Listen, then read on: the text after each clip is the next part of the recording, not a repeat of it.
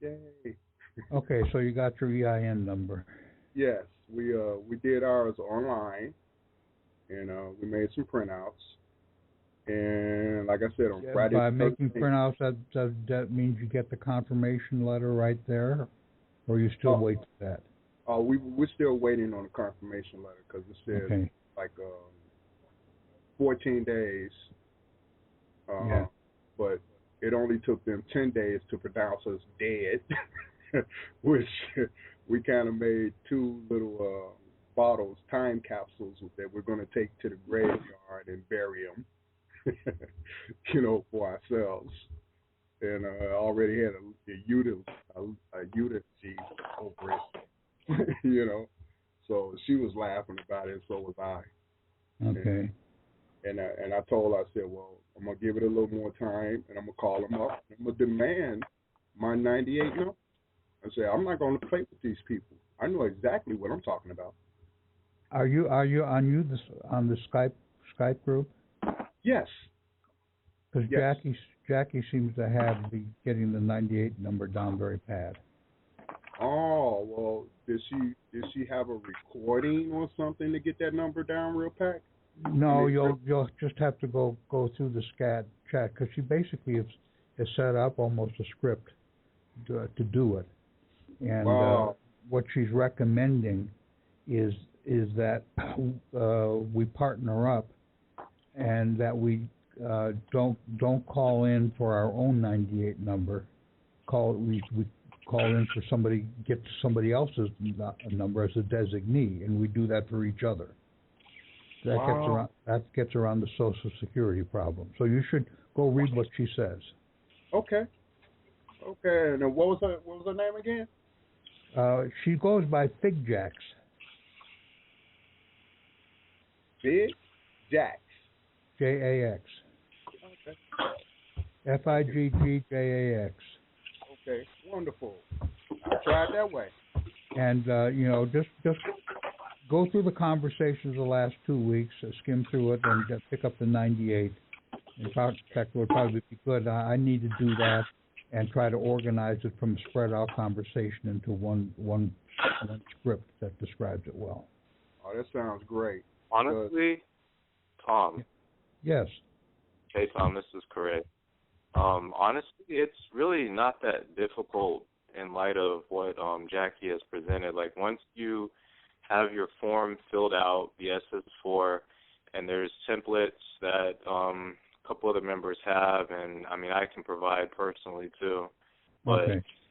Once you have that form filled out and you have whoever it is that's going to call it in for you, their name at the bottom as a third-party designee, all they have to do is call it in, let them know that you have a application, SS4 application for an EIN number that for an individual who's applying for EIN number to have the fax number to send it over to you. So once the agent gets the fax, the SS4, they're going to go over the form and ask you just to verify the different areas on the form, what is on the form. And once we get to the part where it gets down to 7A or 7B, if they question about the SSN, the Social Security I hear number. someone washing dishes again. It's pretty loud. Yeah. So if you could mute out. Hey, Korea, it's Gita. You got it? Did you do it? No, I haven't yet was able to get anyone who was willing to call it in for me. So. Well, when I get home, I can do it if you don't have somebody. Hi, Thomas. Hi. I'm not dealing with the 98 number. I'm getting my first 1099s in to take care of some problems. And then once we see some success with that, because we need the 98 really for our identification badge and to get everything out all at once. Okay, yeah. It's Patrick. I'm on the line now. Hi, Patrick. All right. How are you? Okay. I've got a couple updates here for you on trying to get the 98 number, okay? Your living number, okay, as the living individual, you don't have an account number, okay? you have a federal ID number. That's your zip code plus your 4 digit. And basically, if you're calling up there to get that 98 number, you're telling them that you're in the process of you're going to terminate that Social Security insurance policy. Beautiful. You need to get rid of that, okay? Now, I'll start in basically giving you the understanding of the movie Wizard of Oz and why this needs to be done in this progression, okay? In the movie Wizard of Oz, there was 2 bad witches, the witch of the east and the witch of the west. You have 2 basic documents out here. You have the certificate of live birth and you have the Social Security document, which is an insurance policy. The certificate of live birth was the Wicked Witch of the East. Right at the very beginning, when Dorothy goes into the land of Oz, the house lands on the Wicked Witch of the East. She's dead. Now the ruby slippers go on to Dorothy. So Dorothy has those ruby slippers all the way through the movie. She doesn't know what she has. Just like we got our 98 series number, we didn't know what we had. Okay? We've had the access capability all along. All we had to do was click our heels together 3 times and we could have gone home. Okay? So, the certificate of live birth, basically person is dead as soon as you turn 21. Fully dead for a man at the age of 25, when you're supposed to be free and a representative out here. Okay, because your military obligation has been fully fulfilled. Okay. Now, the Wicked Witch of the West went through the whole movie, and basically Dorothy had to throw a bucket of water on her to liquidate her. Well, that's because basically you have been the undersigner of all the insurance policies. And basically, is not an iceberg 90% underwater? You're the undersigner. So you've signed these maritime contracts, so you're underwater. You throw the water on the contract and it liquidates. In other words, you come above and basically now you stand over those contracts and you liquidate them. That's what we need to do with the Social Security account, which is the Wicked Witch of the West in the movie Wizard of Oz. Then you get the residue, the broomstick. And basically at that point in time, the monkeys, who are the U.S. Marshals, and the Secret Service, who were the other guards working for the Wicked Witch of the West, basically jumped up and down with joy because the Wicked Witch of the West was gone. They are there to protect the Wicked Witch of the West, the Social Security account, while it's still there. But as soon as it's gone, then you're in the du jour, operating in the real world, and basically they will support you. And I'm sure the U.S. Marshals are going to be glad that I call them monkeys. Well, if they did their job with honor, it wouldn't be a problem. Well, yeah, and see, basically, when you look at the movie, most of those, basically, U.S. Marshals have been acting like the monkeys. Yeah. The ones that have gone in and destroyed stuff. Because we didn't know what we were supposed to be doing out here. We've been following a lot of the wrong gurus, listening to all their garbage and bullshit out here. Going to and church. I mean, it's most all of it is total bullshit. Yep. Yep. They don't know about the money system. They've never tried to take the time to learn half of this stuff about and go to the movies and understand this stuff. But yet they'll charge you to go off to some resort or whatever and draw money out of your back pocket. They're no better than the damn insurance companies getting into your back pocket. Absolutely. I told them before that basically that if they can't tell you how to pay for their damn seminar, their seminar ain't worth shit. And I literally meant it. And I still mean it today. Well, actually, you're right. Because why should information given freely cost? Why should education, knowing the truth, cost you? It shouldn't cost you. I mean, we was born to know the truth, but our whole world has been turned upside down. It's going to cost you, but it's going to cost your time and effort to break out the dictionaries to learn the words. Oh, yeah. I was reading one book about law. Okay, this one guy wrote this back in the 1880s or 90s there about the understanding of law, and basically said that all these legalese people out here using equity and everything that came over from England, they've got it all wrong in this country. And he's totally right. And he said, basically, it's because people don't understand the words. They think they do, but they don't. They've never gone and taken the time to find out the true meaning of half of these words. Hey Patrick, yeah. I laid back in a guy that stayed in Kansas when I was over there visiting. He was studying law. He wound up giving me a couple of his law books. And, you know, I started reading it.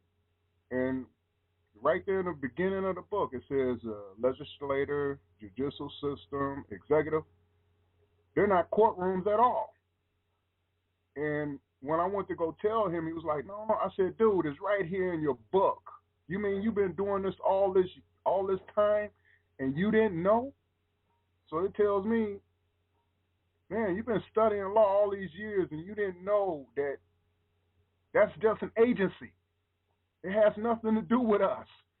Talking about they're the highest court in the system. I said, they're not courts at all. It's right there in the book. Well, basically, they can't be, okay? The courts that are out here are basically insurance courts, okay? Yep. They're not. They can't be equity courts because people don't even understand what the 11th Amendment to the Constitution says. Yep. And I'll read it to you, okay? Okay. Let me see if I find it here. I know I got it. The 11th Amendment. The judicial power of the United States shall not be construed to extend to any suit in law or equity commenced or prosecuted against one of the United States by citizens of another state or by citizens or subjects of any foreign state. Yes. Okay, that's the 11th Amendment. Yeah. All of these states that are out here now are basically foreign. They are 14th Amendment states. Wow. Judicial systems. Well, so they're foreign states. Well, you know, you made me look up the word citizen out of curiosity, and we have a lot of encyclopedias and different dictionaries here, along with the Anderson. Thank you for that one. And when I looked up the word citizen, I was like, wait a minute. Citizen is somebody that works for the government or the state. Not necessarily. Well, you have your natural certain class of citizens, okay? Right. You have the ruling citizens, okay, Yes. or the de jure citizens, Mm-hmm. and then you have the lower class subservient citizens. Right. Okay, this goes back to the Roman time, but it even goes back further than that.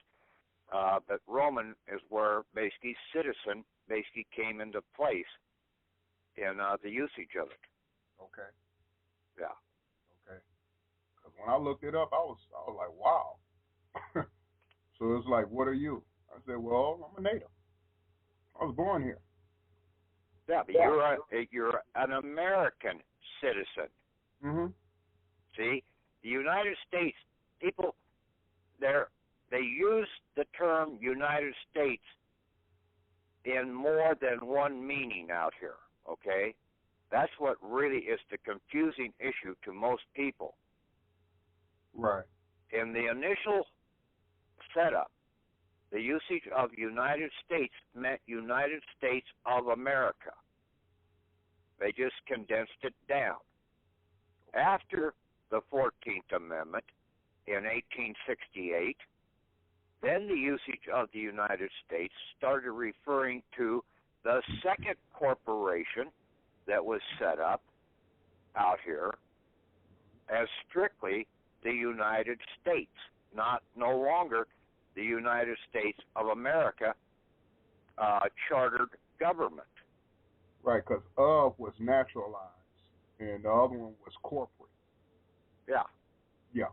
Yeah, because It's I could see this on your paperwork, like how you write things down and how you will have things in all capital letters, and then you'll have it naturalized. And I can see this right here in your writings. You know, I can tell basically one of the best things to do is just to make the stipulation that this one over here is the 14th Amendment United States, and the other one is the Constitutional United States. Okay, that's better. If you want to break it down in that regards. Well, that's it for any other agency. It just happened to ask me, but a lot of them, like I say, I learned so much off your site. When I actually say things to, when I call these agents, they absolutely have no idea what I'm talking about. Okay. Now let's get back to the Wizard of Oz. Okay. Does everybody understand the Bad Witch of the East was your certificate of live birth? Got it. The shoes are now on your feet. That is your office that you have to fulfill. Okay, so you have to now stand up and claim that office. Even though you're wearing it, you have to claim it. You have to take a stand. Yes, and basically you do that, and that certificate of live birth is an ADR, American Depositary Receipt, that's being held in the Treasury out there, the depositary of the Treasury. Now, is that under a Legacy Treasury Direct account? No, it's just under a depositary account. You've got the account number. It's registered. Your certificate of live birth registration number. That's right. That's right. Okay? It's just like basically you're going to the bank in Switzerland. They've got all the gold sitting in there in one big vault. You have an account number that basically is going to allow you to access your share of the gold that's sitting there. That's all it is. Okay? But it's not necessarily gold. It could be copper, it could be silver, it could be whatever. Okay? The assets of America. You have a stake in that. Then you also have ADSs, American Depositary Shares. The shares of the corporations, your birthing state, your birthing county, your city, and the country. That's why I said that this is We the People shareholders group. We're the shareholders of America.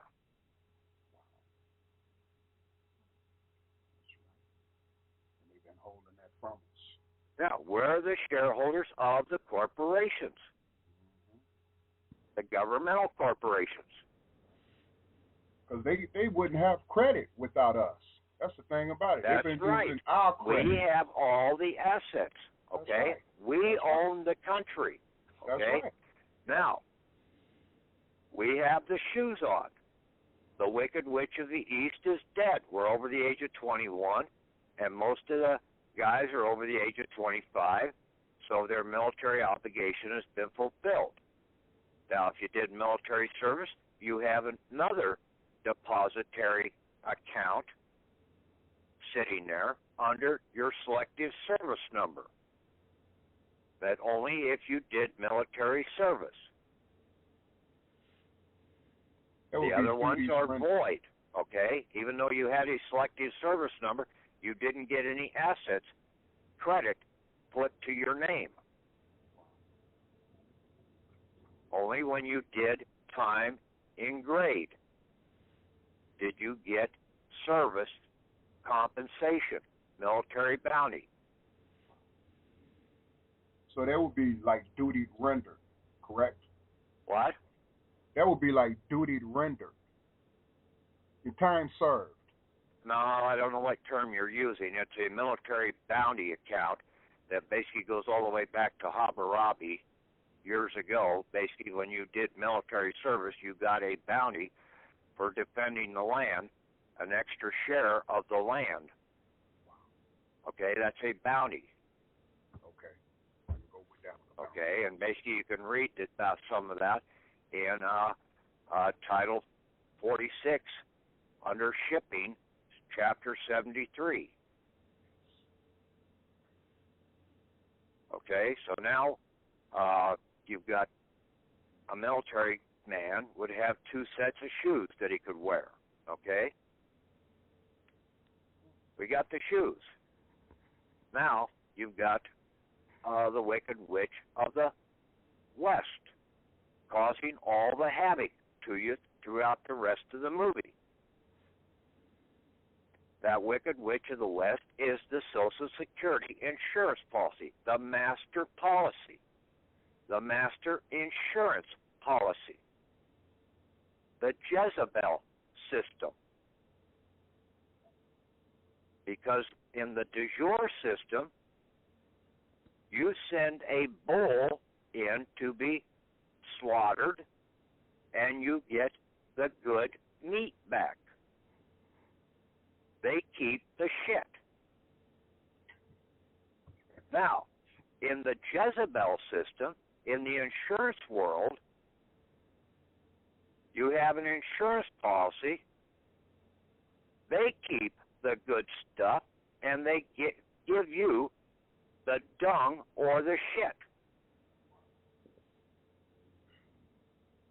Or the shaft, however you want to look at it. Just like in the movie, Now You See Me. All the people in New Orleans that got the shaft from the insurance companies down there reneging on the payouts.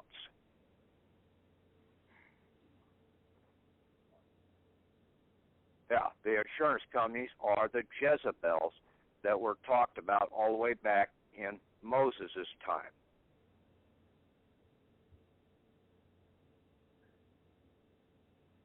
The temple system is basically the certificate of live birth system. The bull, and basically then they take off the bad stuff and give us the good stuff left over. Now, there should be very little stuff that needs to be taken off. It should have already been cleaned up before it was put into the depositary. Now, to simplify this whole damn deal, you put a claim in and you're going to terminate your Social Security account. You're ordering the liquidation. You are the underwriter, so you can revoke all of your underwritings. You go into court.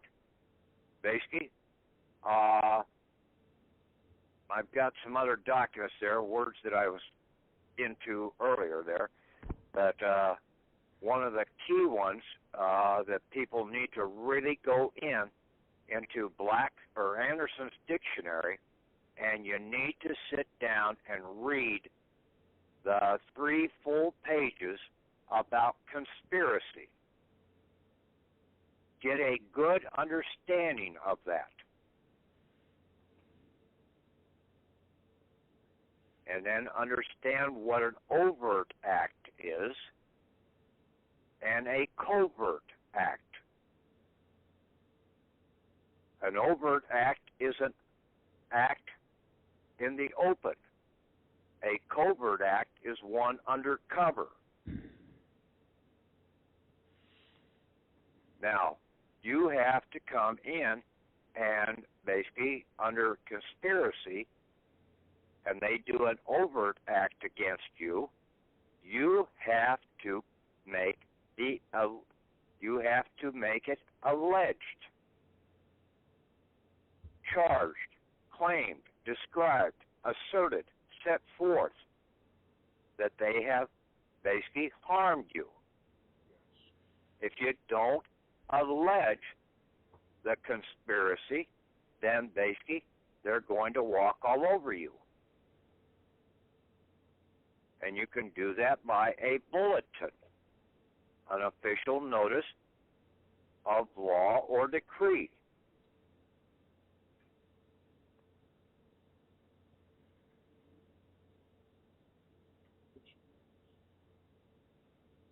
So there's a bunch of stuff on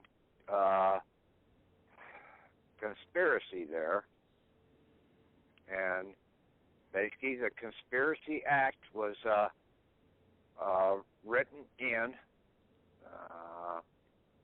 1867, March 2nd. And then it was redone in May 17th, 1879.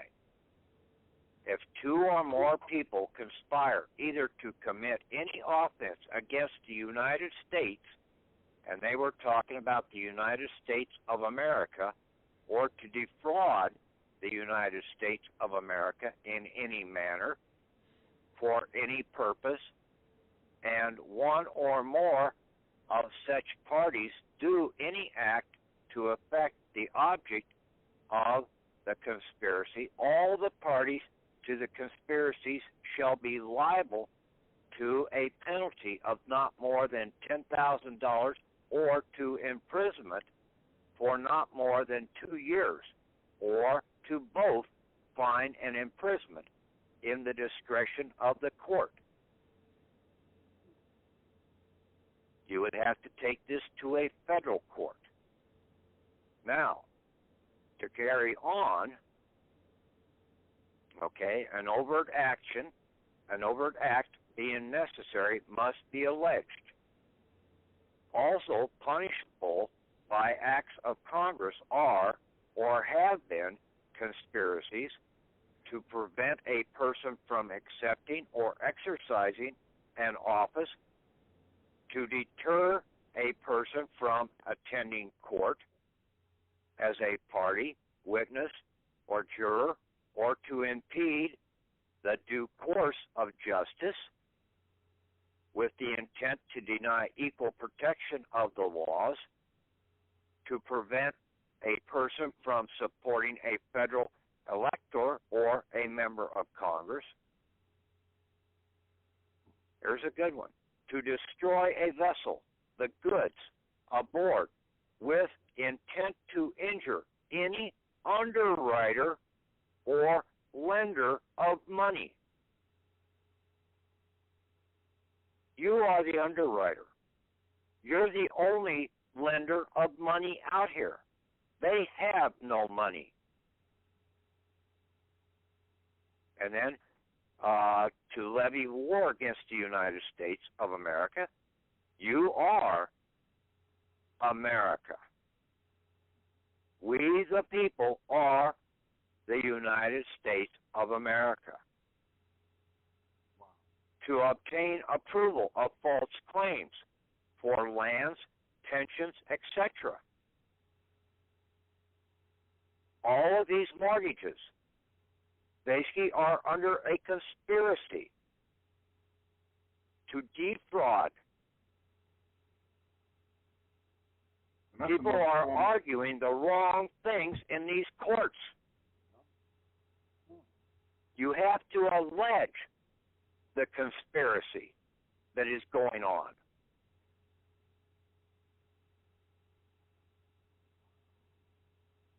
And basically, most all of it is under insurance fraud.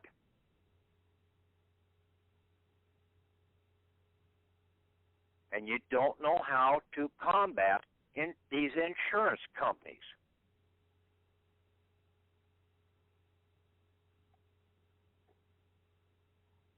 But you have to come in and allege. Now, like the second item up there, to prevent a person from accepting or exercising an office. If they prevent you from accepting or exercising your office of principal executive officer over your legacy account by trying to get your 98 EIN number, you can basically charge them with conspiracy.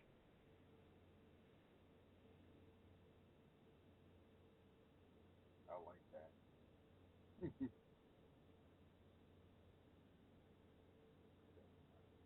That's why you need to basically say, I think I'd better talk to somebody else up the line. You don't know what you're stating here, and basically you may get yourself into trouble and deep hot water. And you get their badge number or whatever.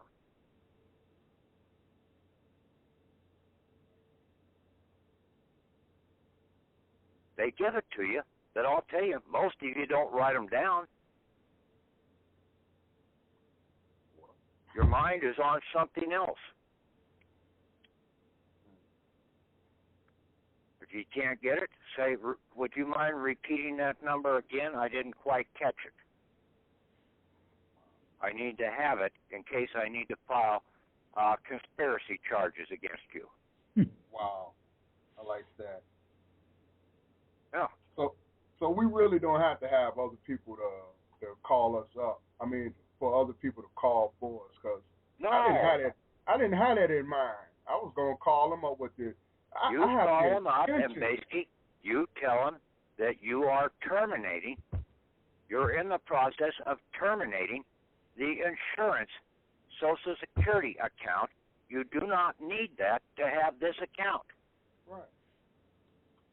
And you don't really have to read out that SS4. No. You're calling up. See, that's right. the thing. When you get the 98 number, you have to prove that you're alive. That's why you call in on the phone. Right. Because I've done all that stuff. That's why I said, like when I was. Yeah, but you didn't know what you were supposed to be saying, okay? Right. Okay.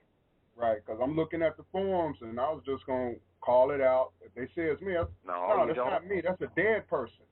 No, you don't. Yeah, see, you're arguing a fact that basically is not going to get you anywhere. Okay, right. You're coming in and you want your access to your account. Yes. Your legacy. I'm coming in, and basically I am claiming my legacy. Yes. My birthing legacy. Yep. Be like, what that mean? That's my birthright. Okay. Yep. And then the other lady there, she'll help you because she called in about 6 o'clock in the morning or whenever they first opened up, and basically said, normally you do at that time, basically you can get right through, and there's somebody there, but normally he'll try and help you. As the day goes along, basically you get other nitwits in there. And you just call the regular Internal Revenue Service number for that. No, you call the Philadelphia number. Oh, okay. Good. Yeah. Thank you. That is the de jure seat of government for America, is out of Philadelphia. Thank you. Because I have that number. Thank you. Okay. I'm enjoying this. Now, anybody else have any questions about the story of the Wizard of Oz? Who the players are? The Tin Man, the Straw Man, and the Cowardly Lion are just personifications of yourself. What about the little people? The little people are basically the rest of the people running around this country who are scared of their own damn shadows. Oh, so yeah, the chicken shits, chicken shits, the fence sitters, right? The ones hiding in the bushes, right? Because that's like another thing in the Matrix where old boy said, "Look, you got so many of them that's in the system, even if they're aware of it, they don't want to be out of they the don't system. want to rock the boat. They like it right where they're at. Right. Forget that. I'll rock the boat. You know, because it's kind of hard to stay put once you start realizing, learning the truth. It's kind of hard to sit back and you've been riding Buki all your life. Somebody gave you a breath of fresh air. Do you want to go back and smell Buki again? I'd rather have fresh air.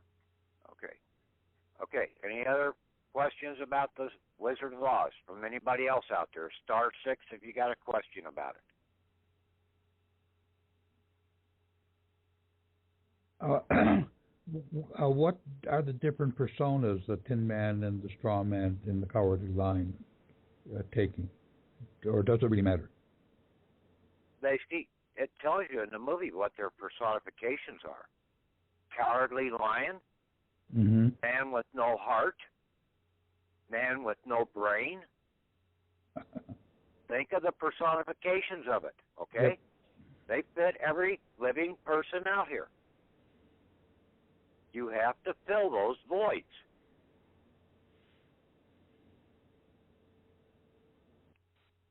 To fill the office, you have to start getting a brain. You have to start having a heart. A caring heart, not one that is basically a black heart. You have to start having the courage to stand up to these people. So what's a good witch stand for? The good witch? Yeah, Glenda, I believe, the good witch. Well, I was wondering when somebody's going to get to her. You know who the good witch here is? Not sure, no.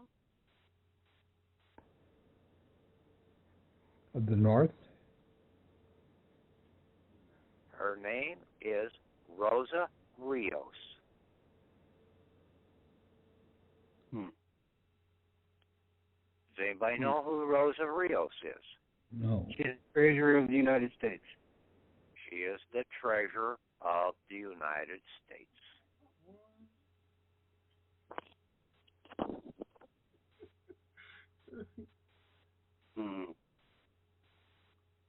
And now, when you have your 98 number, okay, you take your 1099-A, you as the living person, your number is your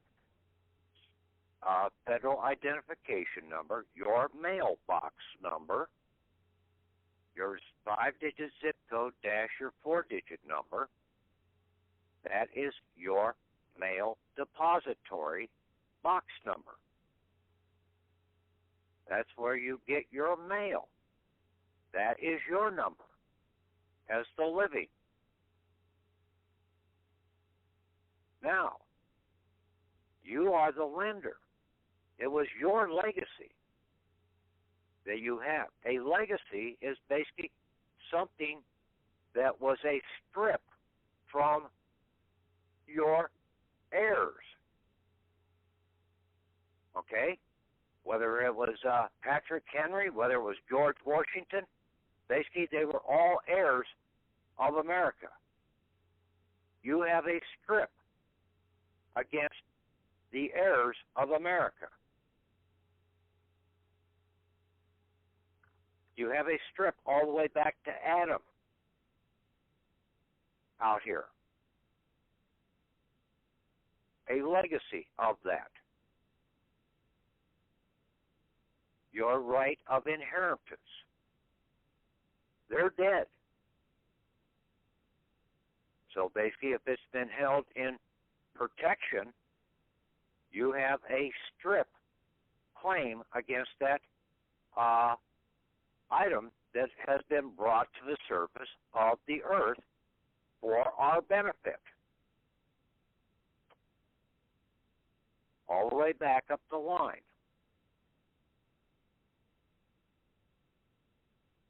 That is our birthing legacy.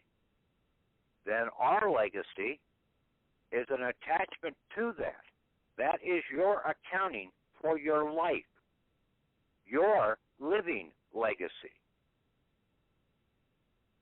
Now on the Form 56, you are the fiduciary, and basically you are the fiduciary over these accounts, and it was by your will to live. So it was by a will, and the court is the one that registered that certificate of live birth to begin with.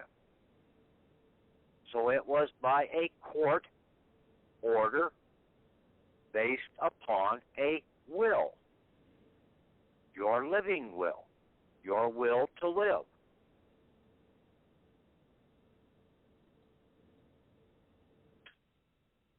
So you mark box 1A on the Form 56.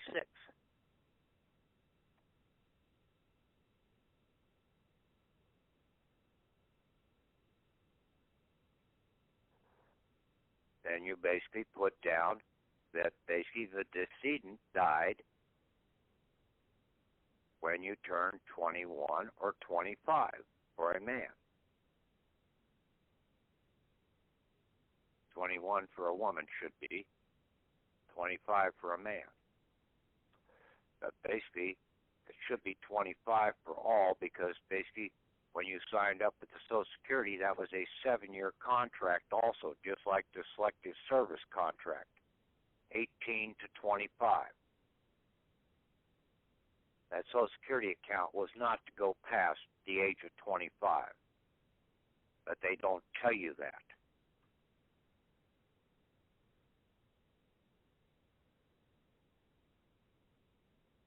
You were only supposed to have to pay into it for 40 quarters.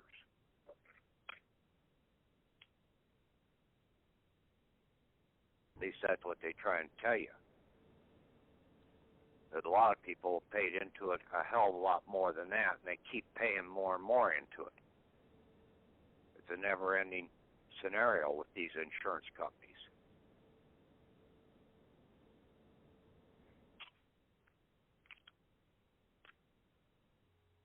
Excuse me, Patrick. Yeah. Okay, I'm looking at the 56 right now, where you have 1A, the court appointment to successor of the estate. Yes. Oh, because I noticed on your other stuff that box is not checked in. I know you have to change it. Okay. Okay, I got you. I'm giving you an update. Okay. Okay. Thank you. Yeah. Great. Just making sure. That's all. Yeah, and then basically on line you can mark other also. Okay. Okay. It doesn't say you can only mark one on there. Okay. That's what it sort of implies, but it doesn't say that. You can mark other, and you can put down a statement in there. Then you can go down and mark 2B, and then basically you can put down the date that you assumed that office, which would be the date that you get your 98 or your foreign grantor trust EIN number. Now you've come in to fill that office. That's what that's for. Okay. I was wondering what that was for. Thank you. Answer the question. You already answered the question. Go ahead. No, I said you pretty much answered the question because I was wondering, I read that, and I was wondering, well, what date are they talking about? Are they talking about when they receive of the estate, which is the EIN number? Or the date you assumed the office, or you were basically appointed or whatever. You took the appointment. Okay. That is on 2B. Okay. Yes. 2A is the date of the death of that person, and that should have been the date that you either turned 21 or 25. Great. That's great. Thank you. Okay. Thank you. Because I know one of them, I thought it was the date of when they used the contract for the birth certificate. When was that applied to? So I'm glad you mentioned it. And see, that certificate of live birth came about normally 90 days after you were born. There's two reasons for that. It had to be a full year after you were born, so you had to be 1 year old, okay, which was 9 months in the hopper, and then 3 months out of the hopper.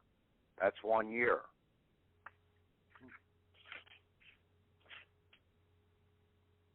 And then it also proves that basically in 90 days, you're still breathing. And if you've made it 90 days, more than likely you're going to make it 90 years, possibly.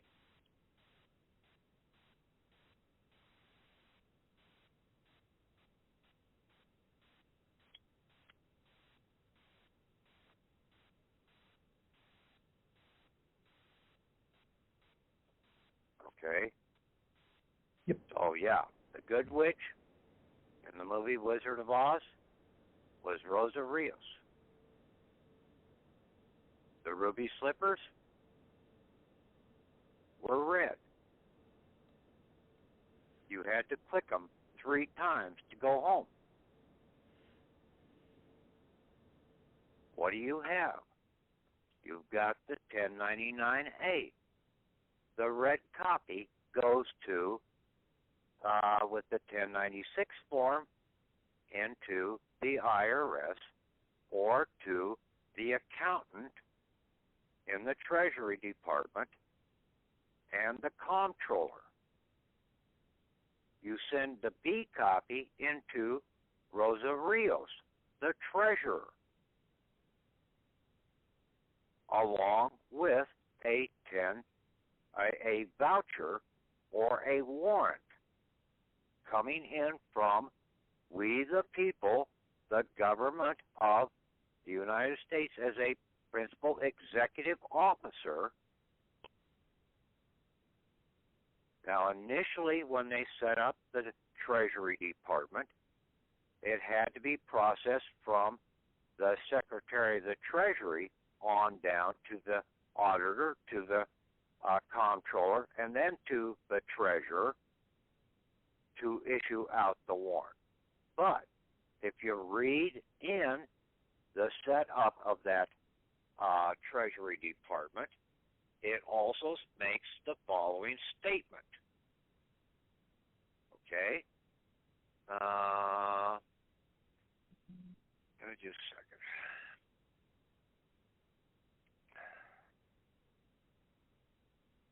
With condition for the faithful performance of the duty of his office, and for the fidelity of the persons to be by him employed. Who are the persons that have basically employed that treasurer? It's we the people. not we the secretary. It's we the people. We are the real government of America. They are a chartered government.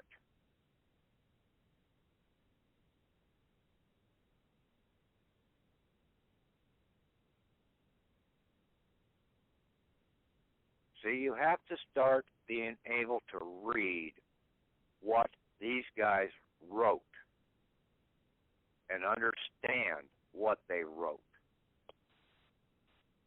And that's what most people don't grasp. They don't know how to read between the lines. And then they're arguing something that they have no real comprehension of what it really says.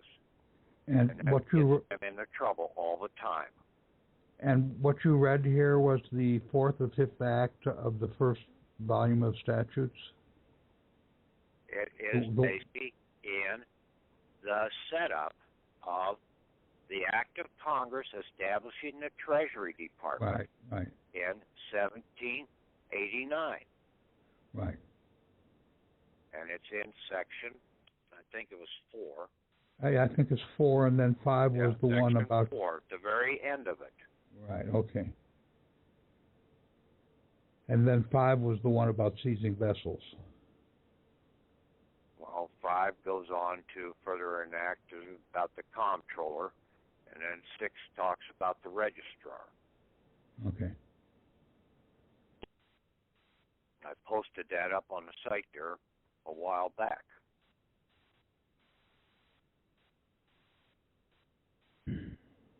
To try and get people to understand the setup of the Treasury Department. About the comptroller, the auditor, the treasurer, and the registrar, and then the secretary of the Treasury. And then the Secret Service is a branch of the Treasury Department that was set up by Abraham Lincoln back before the 14th Amendment went into place.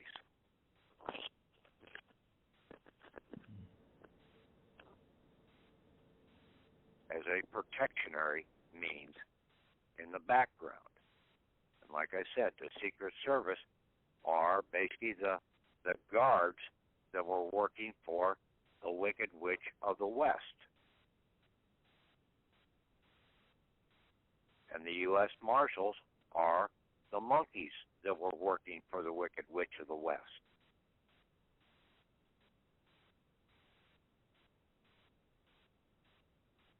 Two different departments. It used to be that the monkeys used to be the ones to make the delivery out of the Treasury. But that was up until basically the Secret Service took over that responsibility. And the monkeys started supporting the court systems solely.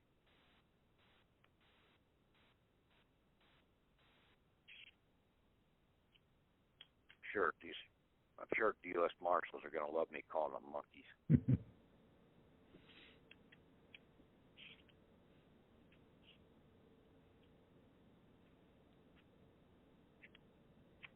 Oh, that's Frank Baum's fault, right? He called them monkeys. But anyway, okay, so we have the Good Witch of the West. You have to click your heels 3 times. You've got the 1099A. It has a Part A, Part B, and a Part C. Click 1 is the one that goes to with the 1099A to the IRS, to the auditor and the comptroller. The copy goes to the treasurer. Click 3, and basically you're home free. That's your copy. You wake up in Kansas now, Dorothy. You turn around, you put a voucher in. You put a bull and a voucher warrant in when you send this into the secretary of the, or to the treasurer, along with the 1099A. B copy. For the first time going into the door, I would put a copy of the certificate of live birth or your DD-214 form as a claim for your ADR of that account.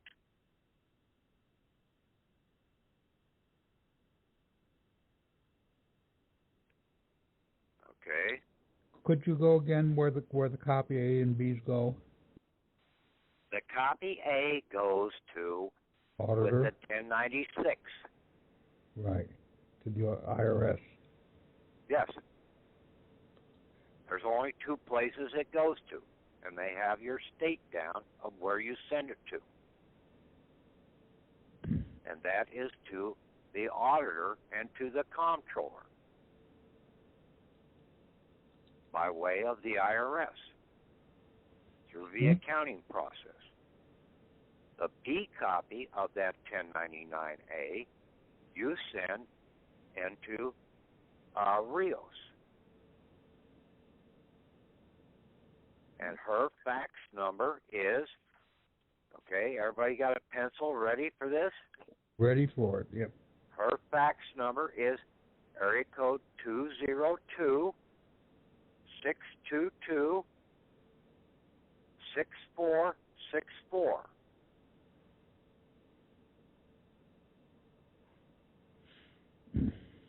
The Office of Treasurer room number is 2134.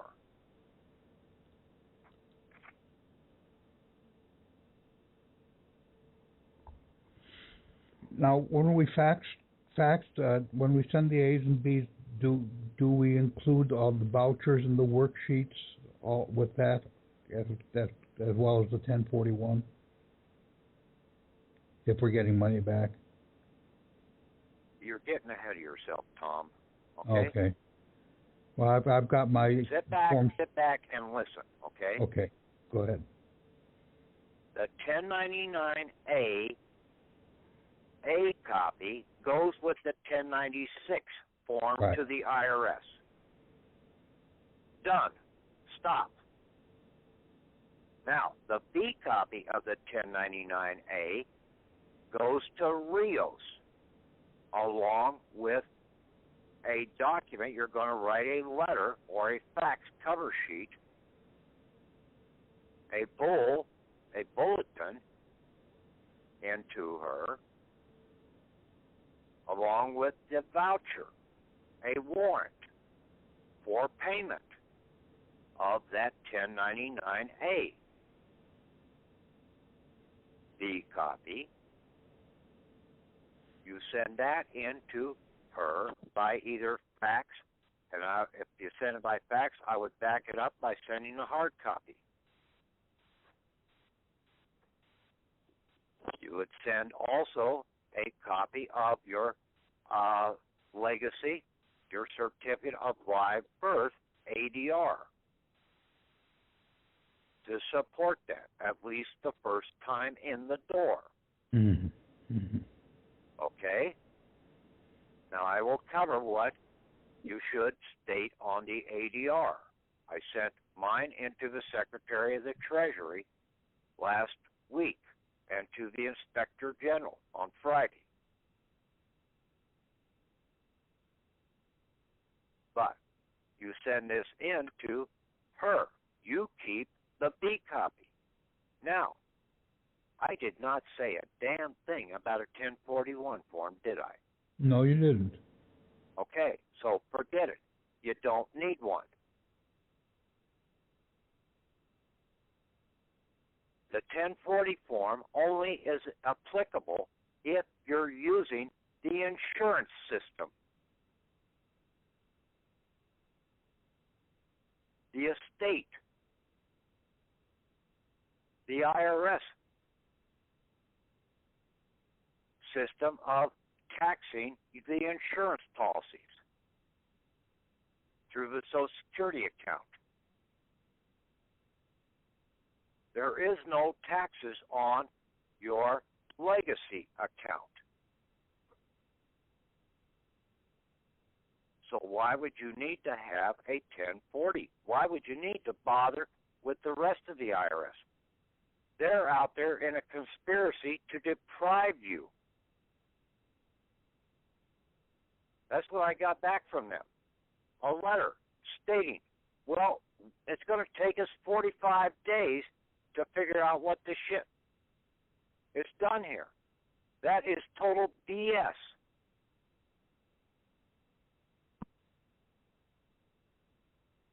If that's not a conspiracy to deprive somebody, I don't know what is. Yeah, and then they'll take 45 days more and then 45 days more. Yes, and that's why you just need to terminate that wicked witch of the West. Because it's wicked. It's not going to give you a damn thing. Get rid of those damn insurance policies. Every fucking one of them. Okay, so working just with the EIN, state EIN number isn't going to work. We have to go straight for the 98. You can go through the other route if you want to, but basically you're not going to get too much resolve, okay? Right, okay. That's what you've seen. Yes, it's right in the movie, okay? You're not going to get anything out of the Wicked Witch of the West.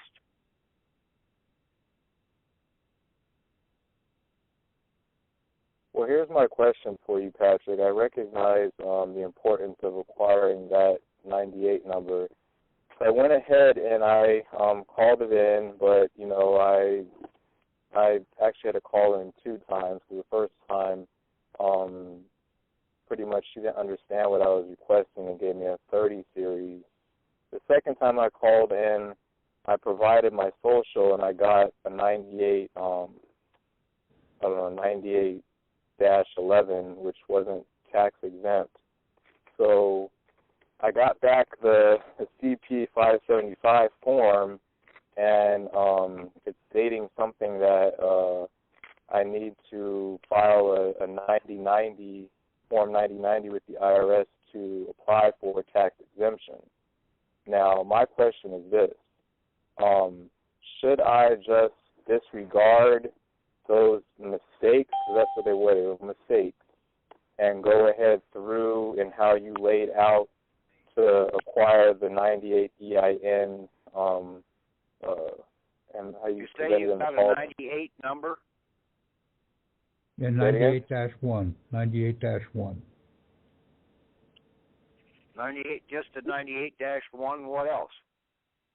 Well, it's 98-11, and then it goes on. Was there a full 9-digit number there? Yeah. Yes. Then you got your 98. You got your foreign grantor trust EIN. It doesn't have to be a 98-6 and then the other numbers? No. Okay. 98 dash anything, okay? Think about it. Take 2 numbers away from 9. You got 7 numbers left. Mm-hmm. Now, how many people are there in 7 numbers? 10 million. 9,999,999. Okay? Right. So, that means that there is only roughly 1 million people that have applied for that 98 number so far. I was down in the 600,000 category.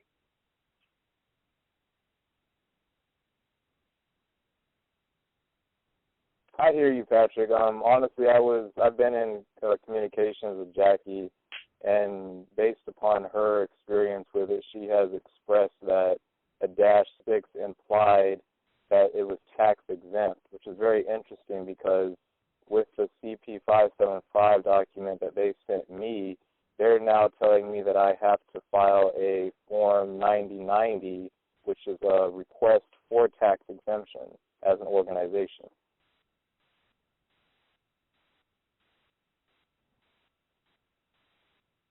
If they want you to fill it out, take a look at it, see what the form says. Basically, They tried to get me to file other forms. I haven't done any of that, and basically that shouldn't make a damn bit of difference. That number is still registered to me. Okay, I hear what you're saying. Okay. I mean, honestly, like, you've laid it out, our issues are with the Treasury, because that's essentially where the assets are held right now. Yes. Basically, that's all you need to do is have an access port and basically have that number and basically going through the account so that it goes through the auditor and the comptroller, and then also that you send your warrant into the treasurer. And you're sending this warrant in as an instantaner. INSTANTER.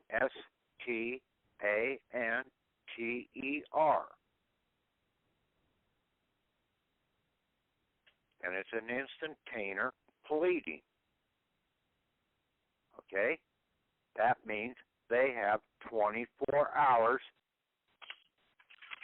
without delay to process that or to come back and state why they can't.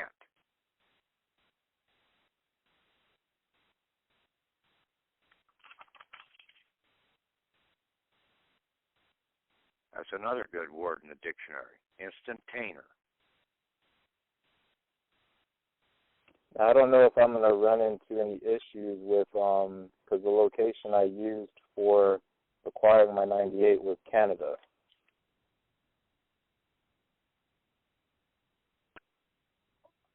Well, see, you're here in the United States, and you went up to Canada and got a 98 number, huh?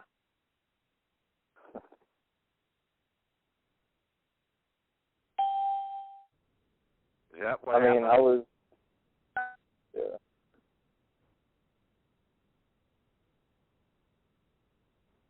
You there? Yeah, I'm here. Okay. You're here in the United States, and you went and got an address up in Canada, and then got your 98 number through that address up in Canada? Yes, yes. They didn't ask for the address, did they? Yeah, he did. Yeah, he did. So you're saying yes. Is that what I'm hearing? Yes, I'm saying yes. Okay. I don't know who you got that information from, but basically that is not the way to go about it, okay? You're here in this country. They're the foreigner, okay? See, that's what people don't understand is basically we are here, but we're operating in a foreign system. They're the foreigners.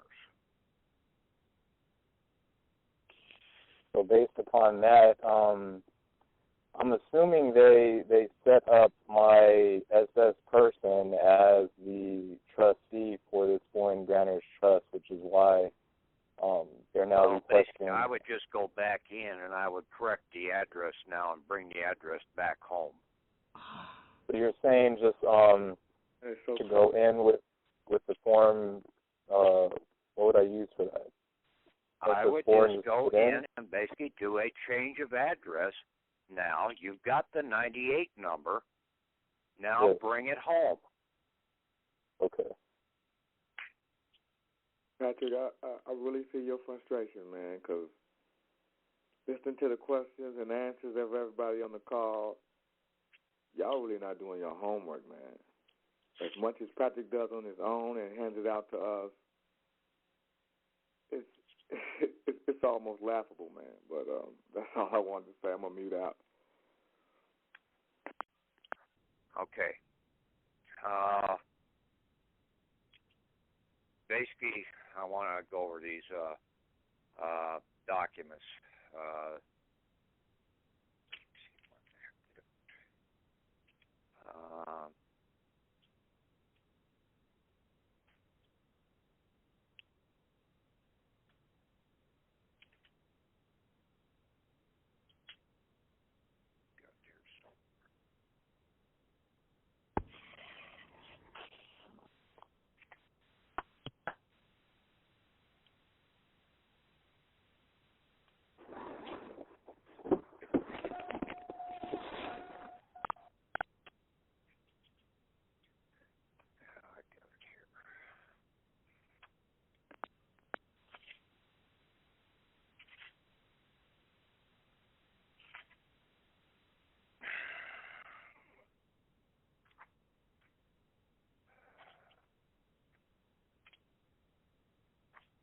tell you. Oh, here it is.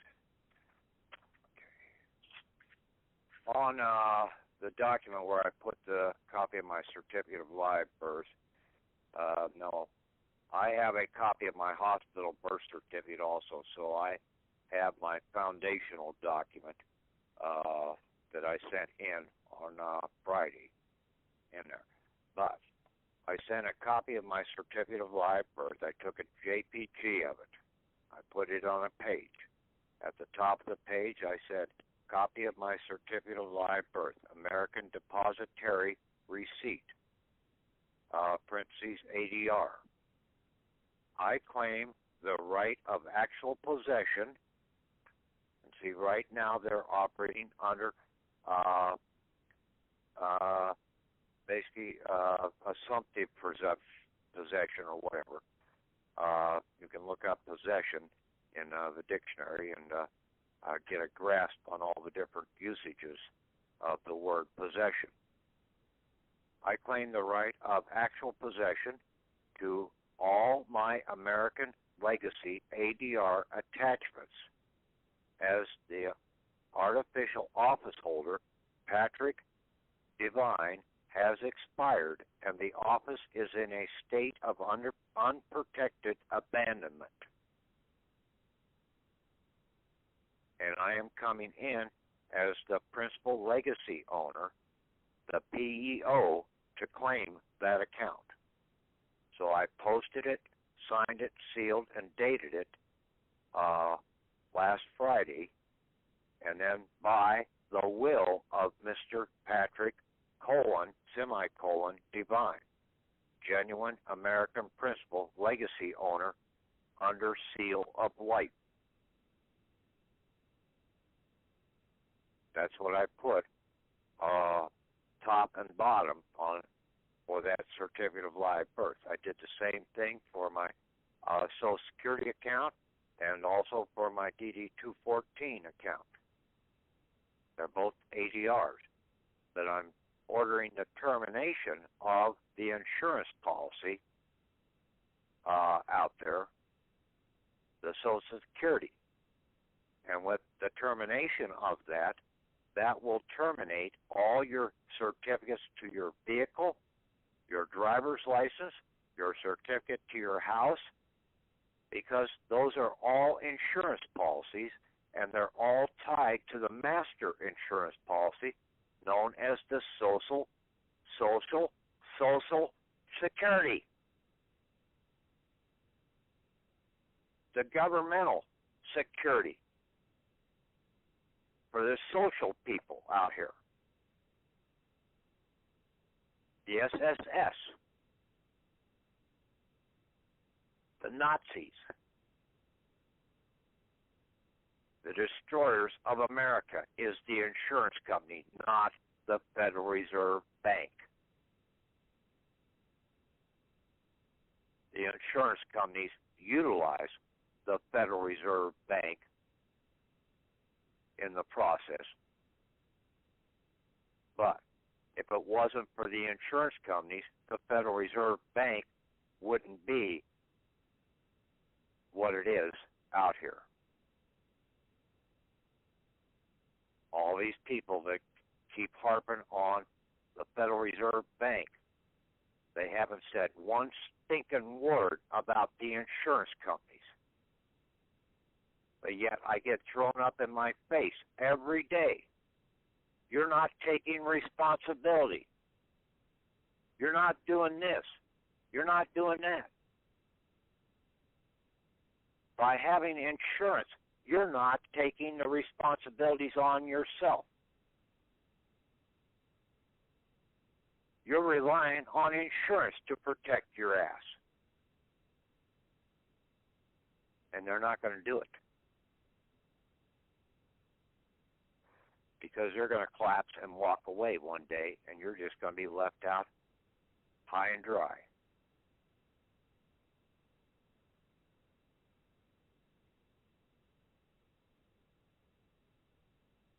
So that's where we are. Okay, you have to liquidate that wicked witch of the West. But you can turn around and basically send in a 1099-A. If you've got your 98 series number right now, fill out a 1099-A, send the A copy into the IRS, send the B copy into Rosa Rios with a voucher.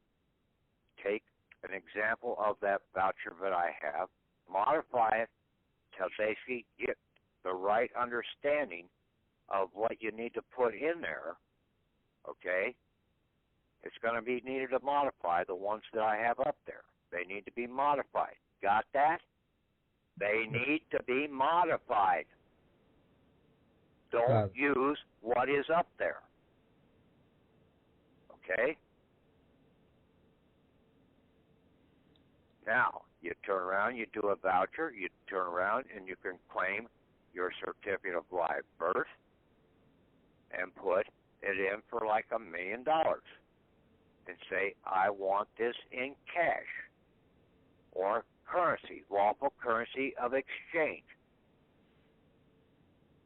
I will not accept a check because I do not have a bank that I'm going to put the check or to process that check through. I need cash.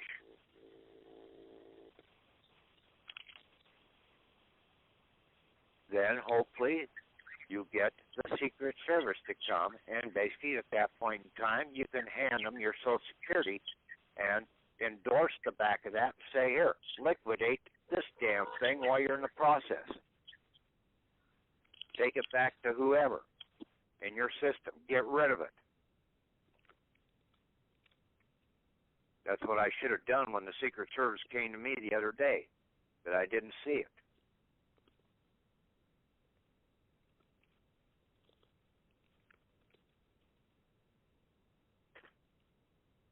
You had a more recent visit?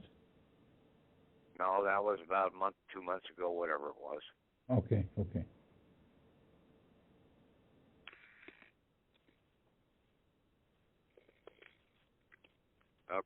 Any other questions on this process?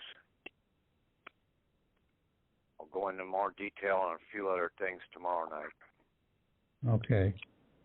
So the track that we're on of just getting partial withdrawals with our estate EIN, that's more or less a dead end the way you see it. No, I said trust EIN. This is against your foreign grantor trust, right. not your estate. Yeah, but we've been working with the procedure. Let's do a partial withdrawals from the estate and then go for the 98 later. But we have to do the 98 now. Well, if you want to if you've got the 98 number, you can do it right now. Okay, you've got the ruby slippers on.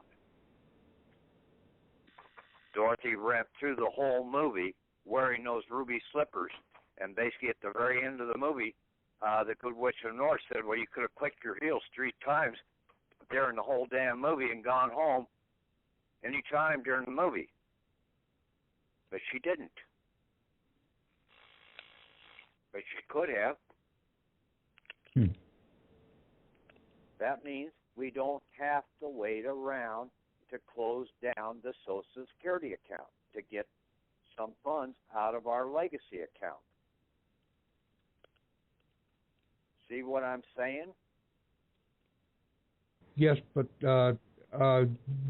you said you were going to go for $1 million. Does that mean we can go back again and again after we close it down and let them to keep it on deposit there for us? I'm sending one in tomorrow for $2.5 million against my legacy account, $3 million against my DD-214 account, and then Tuesday morning I'm going to send another one in for $2.5 million against my legacy account. Okay. While I'm printing out one sheet, I might as well make 3 of them out, and then basically have that DD or that A copy sent out with the Form 1096 Tuesday in the mail. So you got to try and think ahead on some of this stuff. You can do it. Say you want to do one Monday, do one Wednesday, do one Friday, okay, and then send in the sheet covering all 3 of them on Friday into the IRS. Okay. wouldn't wait too terribly long. You want to get that in the mail as quick as possible.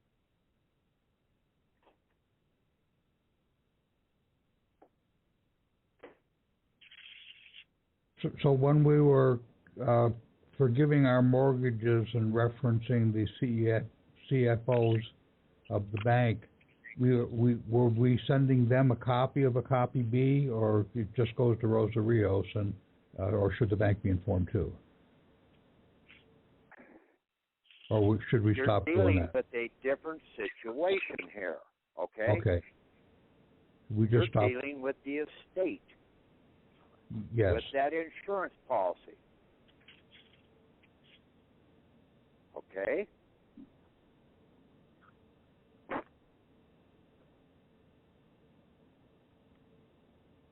But you need to utilize that word conspiracy.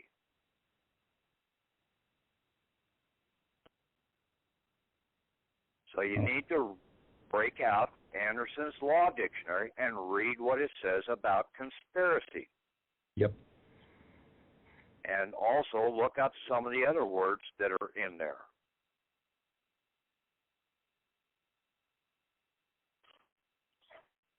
Okay, I got that.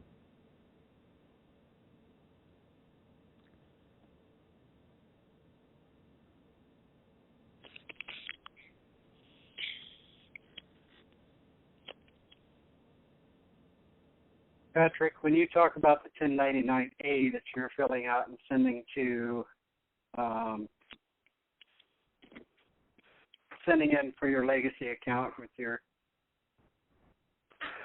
98 number, 98 series EIN, are you talking about a regular 1099A, or are you talking about your custom? I'm talking about the regular 1099A, not that special one that I sent into the Secretary of Treasury the other day. That was a special situation to try and get them to move off dead center, and I'll see whether I get any response tomorrow or not, okay, because they really didn't have too much time to respond to that because I sent it in on, late Thursday and Friday into the Inspector General. So I don't know. I may be having a visit just on that fact alone tomorrow. Okay. I did get a deal back from, I sent in a order for 2 pickups, okay, into General Motors. I sent them 1099Cs, canceled the debt behind that amount for 10 times, basically giving them the payment. Their legal department wrote back to me and said, well, we don't process this. Well, I've got to get back in touch with them and say, okay, but I filed those 1099Cs. Now, basically that money is supposed to be in the process of being transferred over to you. So if I'm not going to get the vehicles, I'm going to get the cash back out of that, and I will turn this over to the Inspector General of the Treasury. I'm not going to sit here and argue with you. I will just turn it over to them and let them process this and basically either get the vehicles or get the cash back.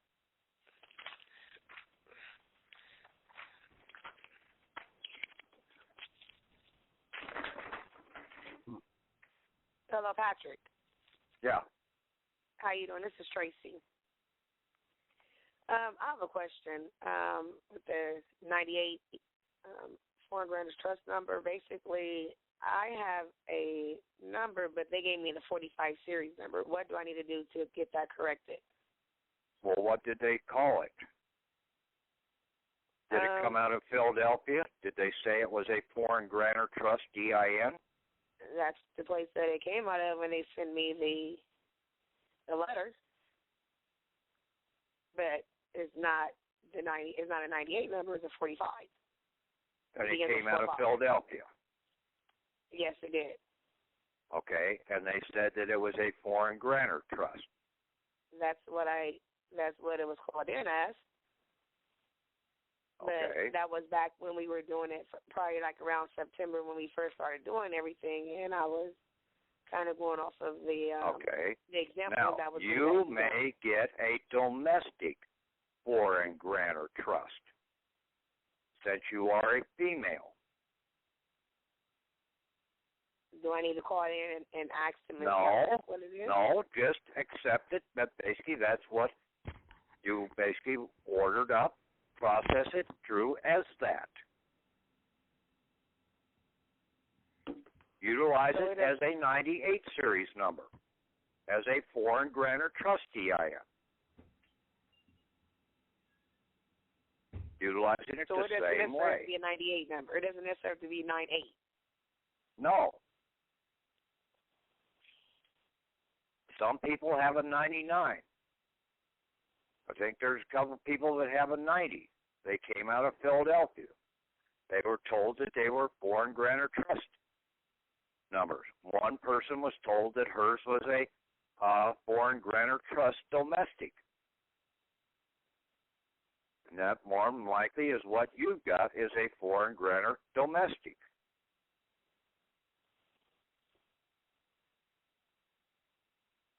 So we don't need to worry about calling and making corrections to anything.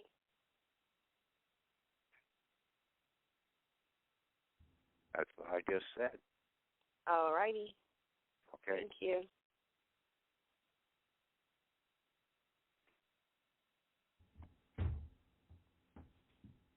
Hey, Patrick. Yeah. On your substitute 1099-C example form that you posted up not too long ago, in the debtor section, after the name Patrick Devine, you have an acronym DECD. What exactly is that representing? Or is that like a typo? That was for my estate, okay? That was for my estate when I was putting that one in using my estate EIN. Does the DECD represent anything of significance, or? Yeah, basically, the guy's dead. Deceased. He's deceased. Oh, I see. Okay, I see. All right. Yeah, he's in an estate. It's saying the same thing, okay? The IRS is just trying to tell me something when they sent that back to me. That basically saying, hey, that guy's dead. You need to step into the office. You need to get rid of him. He's starting to stink up the place. Bury him. Get rid of him.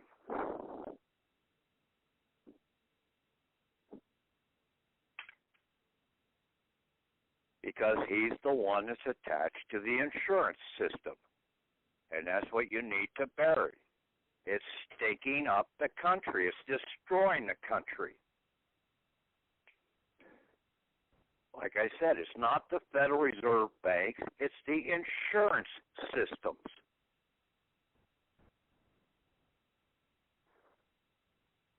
Take a look around. Who's got all the new buildings? The insurance companies.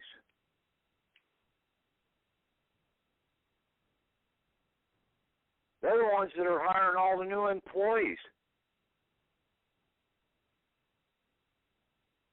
Keeping them out of the real workforce of understanding and putting real assets to work.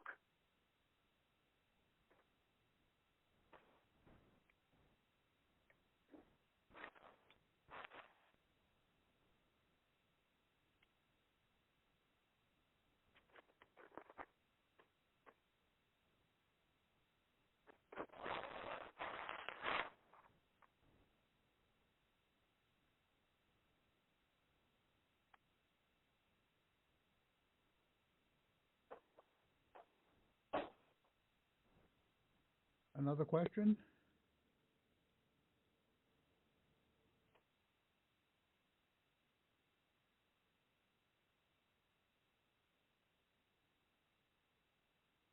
I guess there's no more questions, Patrick. This has been sort of a stunner, and I guess we've got to go in there and really take a look at the words that you want us to review.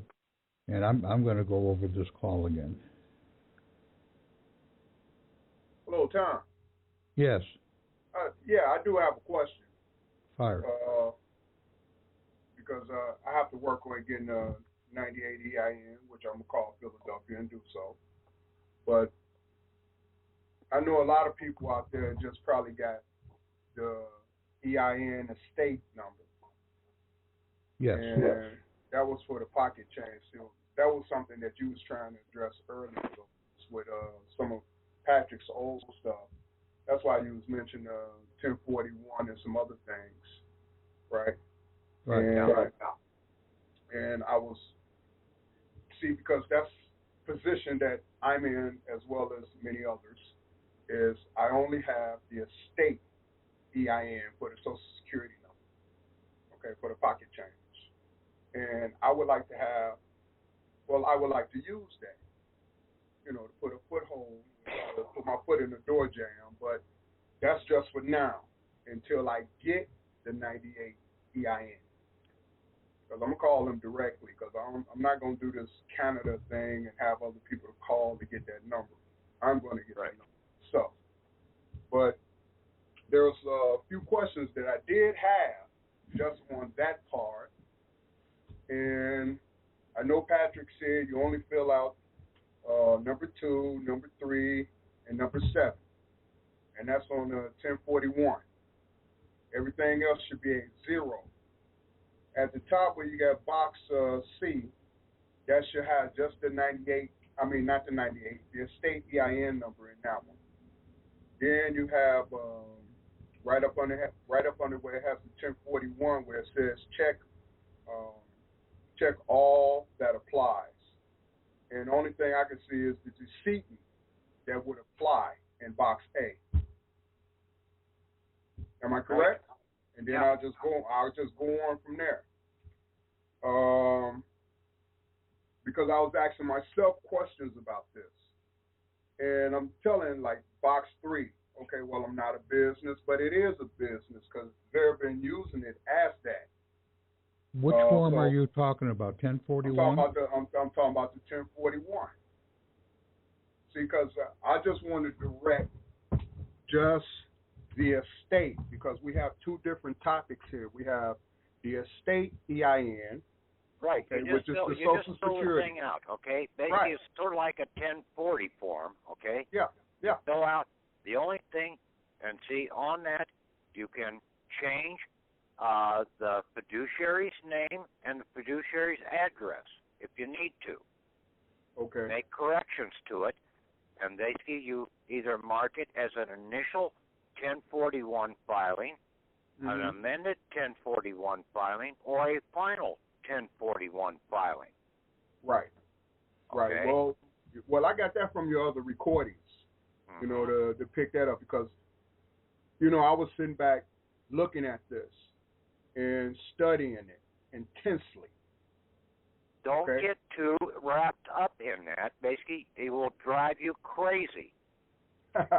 Well, I was just using your 1, 2, 3 punch steps. That's it. Yeah, but basically, I'm looking at everything else to where you've got to move, and basically, you can't sit there and grind something to death. And see, that's what a lot of people do. They want to get down to every little nitpicky how the whole gear was initially manufactured. Okay. To hell with it. The gear is there. Utilize it. Yes. That's what I'm saying exactly. Okay. That's what I'm saying, Patrick, because my first thing, I wanted to sit back. I said, okay, I'm going to do a test run. And I'm putting in for like $500,000. Or just, let's just say, I'm asking for $50,000. I'm sending it in. I'm going to sign it up for $500,000 for the debt so I can receive the $50,000. See, I got to. You're going to do the 1099-C. You're going to cancel $500,000 in debt to get the $50,000 in line 3 and then claim that back in line 7. Right? Exactly. Okay. Yeah, that's exactly how I got it done. Okay. You know, and I just wanted to send this in so I can get a little something. But in the meantime, like I said, I was pronounced dead on Friday the 13th when I got the EIN number. So I really don't care what these people say. And my next step is getting a 98 number. Read over conspiracy in Anderson's dictionary, and basically you can put a little note with that, 1041, when you send that in, and say that this is to be processed exponentially as a instantaneer without delay. Oh, exactly. Or basically, I'm going to charge conspiracy to deprive. Yes, exactly. Exactly. I have your Anderson. Exactly.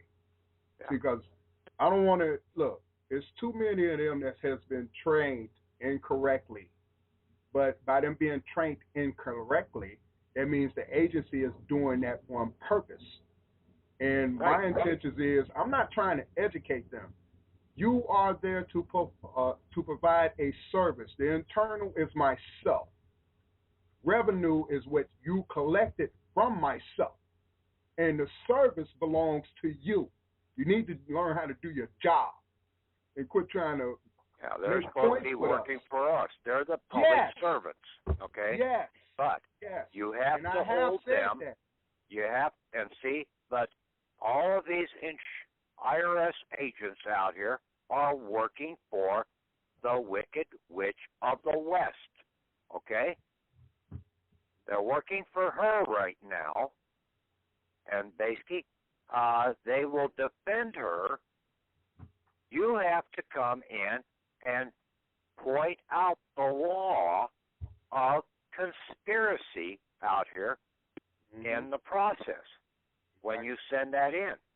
And then you file look up the Treasury Inspector General, okay?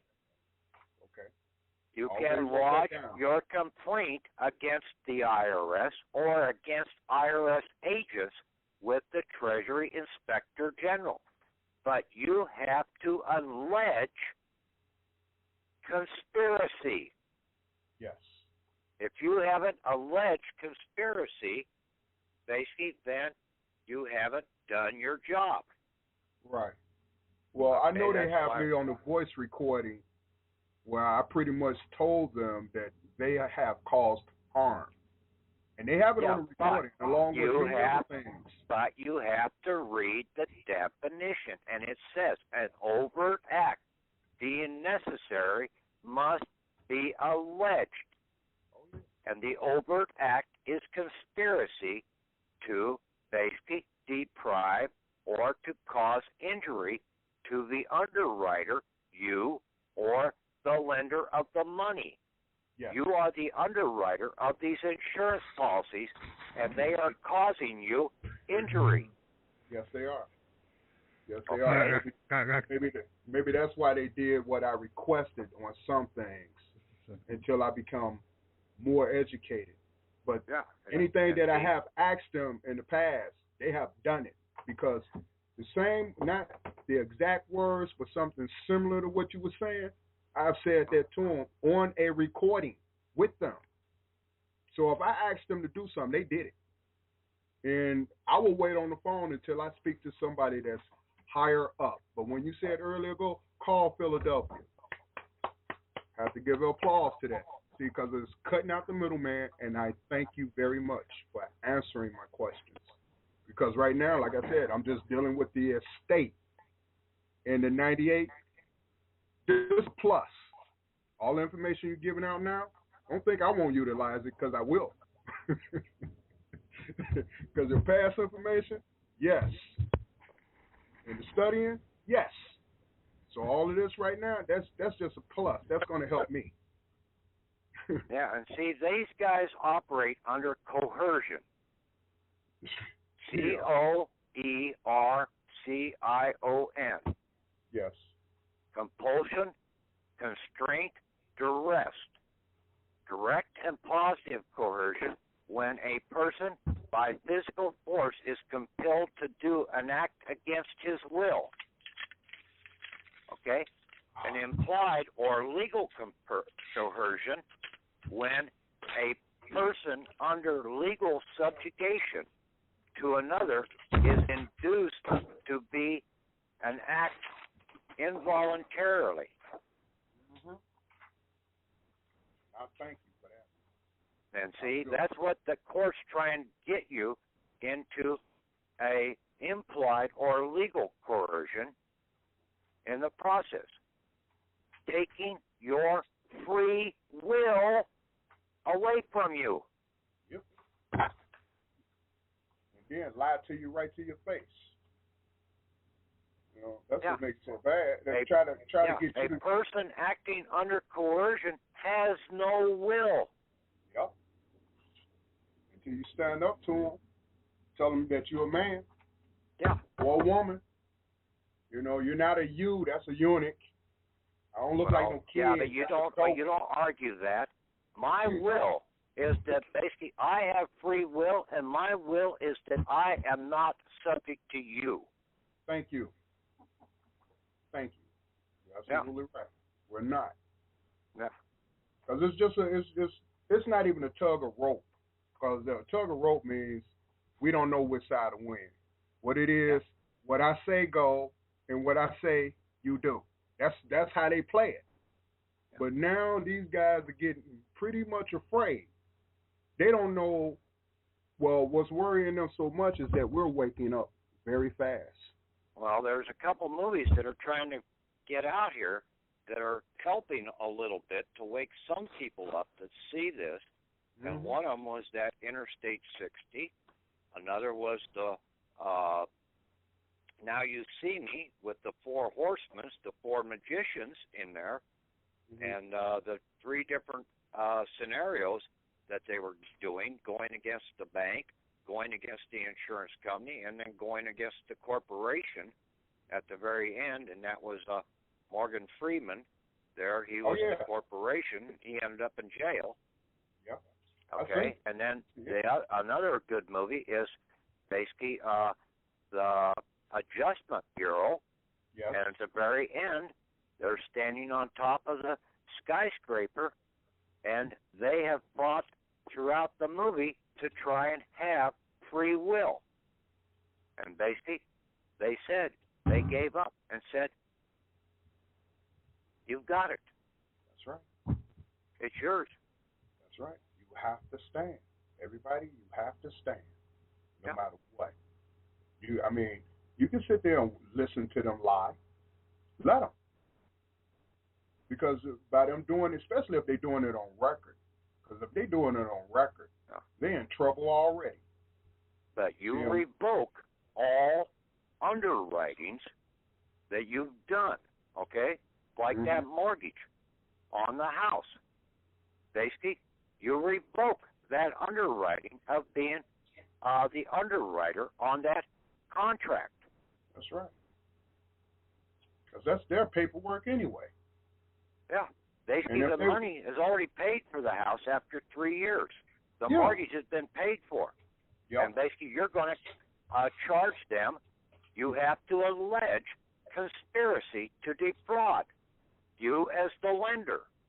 Mm-hmm. You were the original lender. You signed on the right-hand side of that mortgage contract. They had no money. Yep. See, people go into court and they argue the wrong thing. Yep. But Patrick, if they read the stuff, they'll find out they don't have no money anyway. All you gotta do is read it. Yeah, they say they can't even lend money. All of it is based on an illusion. Like I was trying to explain the credit card.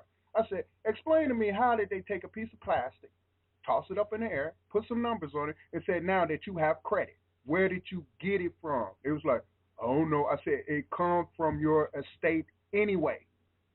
And they went, what? It's an insurance policy that they've written against you. Right. I told them that.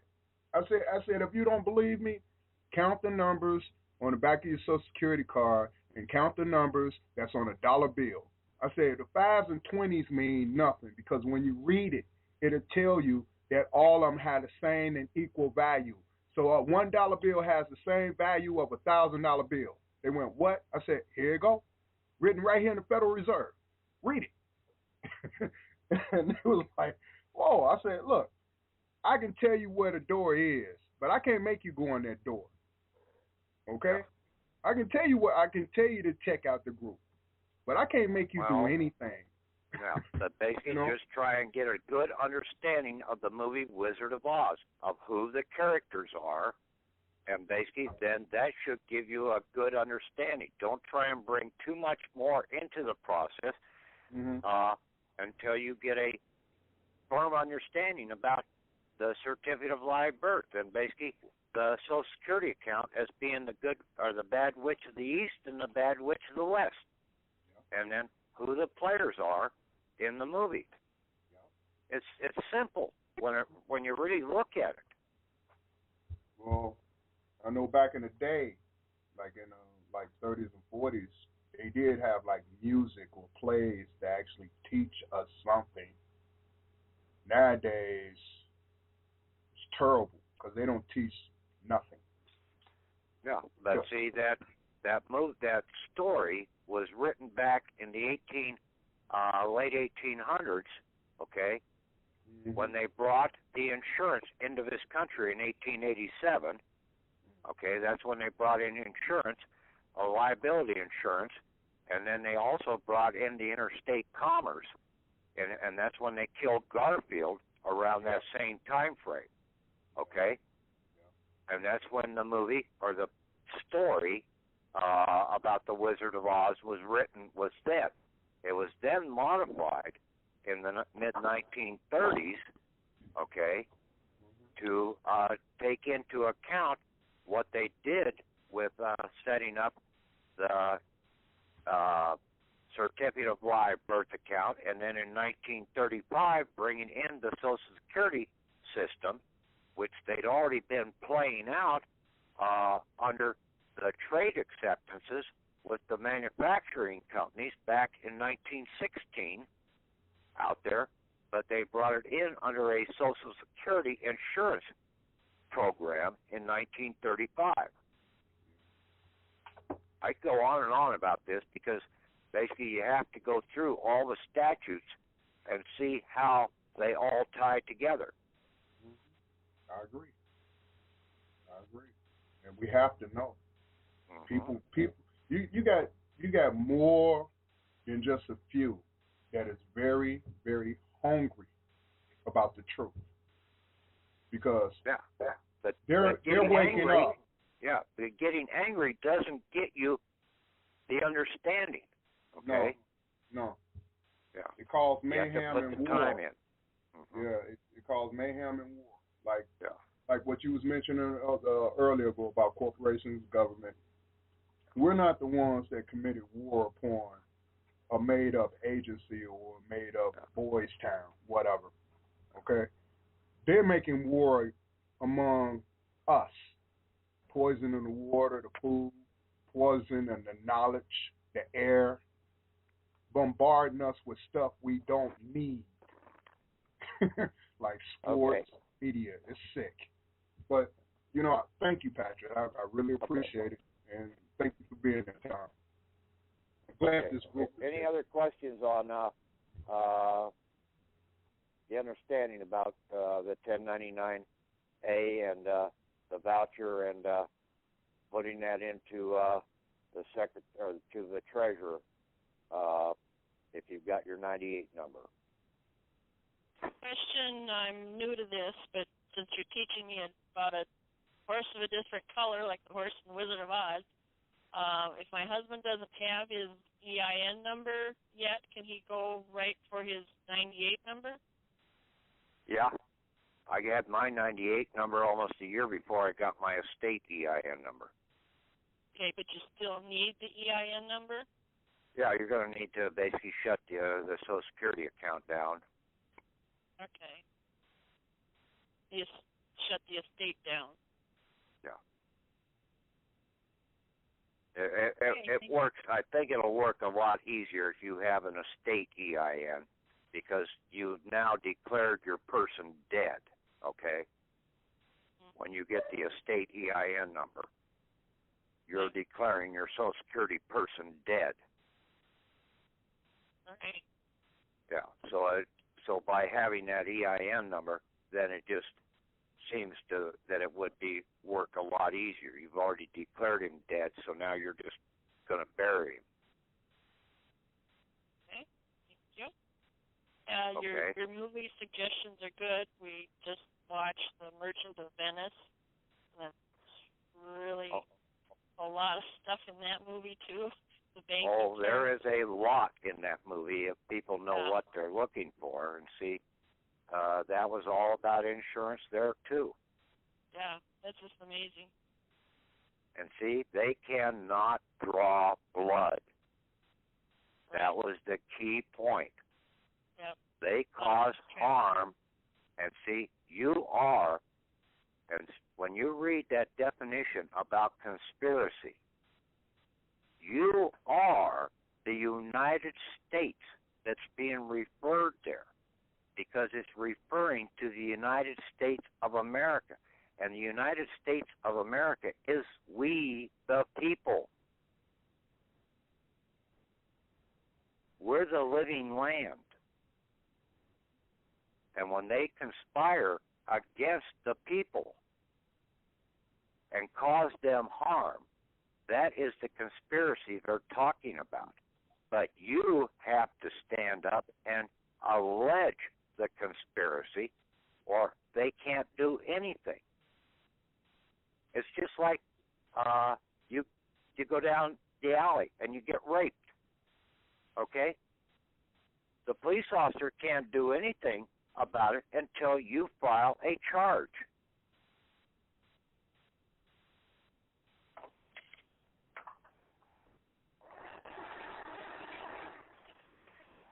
You have to make the allegation or the charge. And if you don't make the right charge, basically, they're not going to convict.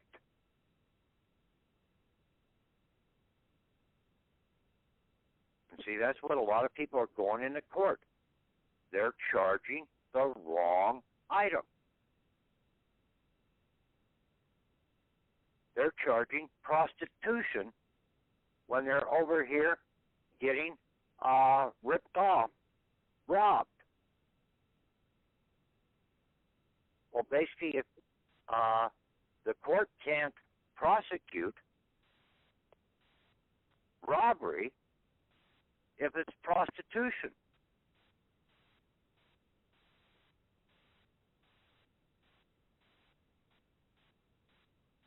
See, that's what the courts do. They get you into making the wrong charge because they're working for the insurance companies.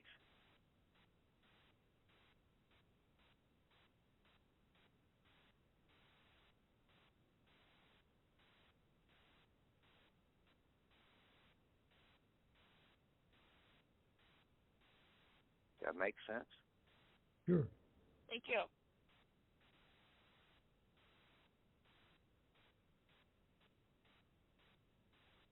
Yeah, you were the undersigner. You were the money lender.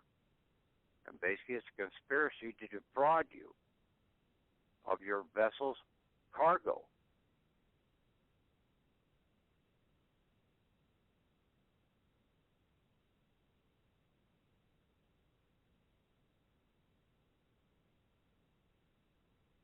I don't know what I said this earlier or not, but basically, if you go in, you'll find the word bull in, I think it's in Black's Law Dictionary. It talks about a papal bull, but one of the last sentences down in there is that a bull can be issued by a government or a foreign government, okay?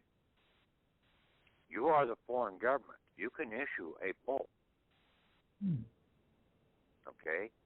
And then look up what it says about bulletin. About a bulletin. You post a bulletin. It's an official decree. basically, that's what, back in Moses' time, you took the bull into the temple. You got the good stuff. But in the Jezebel system, they take the policy in and they give you the shit or the dung. Since they don't like to use shit anymore, they use the word dung.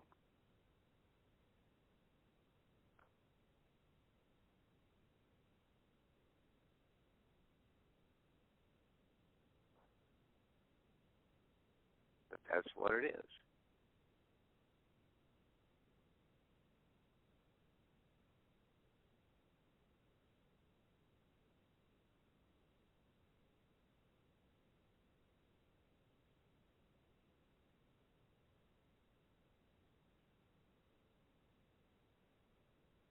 Any more questions?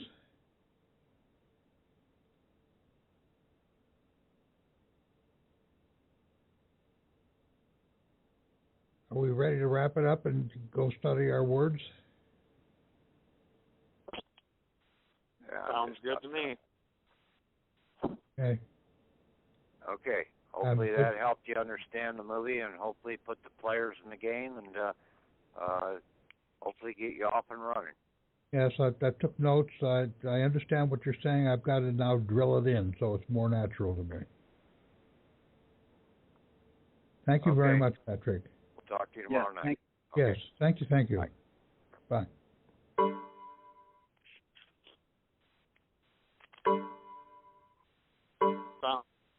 Yeah.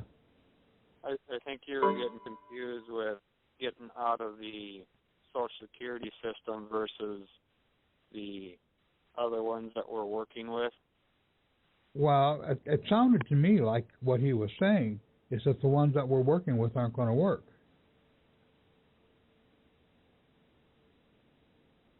That's why I said we were under the presumption that working just with the estate was going to be all right. But evidently, he's saying tonight, or maybe I misread him. Maybe he's focused that maybe the 98 is a lot better way to go overall. And I don't know whether we're saying just doing the estate can't work, or maybe switching to the 98 would be easier, that we have more power. Yeah, Tom, that's what it is. You can still utilize the regular, Social Security and the estate, but you can go get the whole chunk if you got your foreign grantor's trust. Yes, but his first things aren't going for the whole chunk. Yeah, that's exactly right, and that's why you need your 98. But well, you need the 98 to go for the whole chunk, but he's now using the 98 to go for partial. No. He's using the 98 to liquidate everything. Well that was my understanding of the call tonight. He's pulling money out. He's not asking for the full liquidation. Well, but yes, he is, because don't forget he was trying to liquidate the master account, which is represented by the Social Security number. The way I understand it, the full account's worth hundreds of millions. That's right. Right. So he's just accessing that account. Liquidating the Social Security estate account and maintaining the birth certificate account under the foreign grantor trust. That's right, because you need. Okay. All three to get all of it, for lack of a better word. My issue is for those of us who have improperly acquired a 98, because if it's going to be a foreign grantor's trust for an American legacy account, then it would need to be located in America, right? Well, he's always taken the position that we don't need foreign addresses because we're already foreign. And, of course, the lower echelon IRS resists that like crazy. Yes, they do. And he was only able to get that by getting to the top and, keeping the guy busy for 15 minutes knowing he wasn't going to go anywhere until the guy relented at the top. So, but it may work from what he's saying is that the people who went and did it using the Canadian address, because what Jackie was saying was that they won't necessarily ask for the address. Is that, no. That's for me. That's not true, Tom, because they have to ask you for an address to confirm the foreign estate in the first place. Well, she's saying she did many that they never asked for the address. They just wanted to know if it was foreign.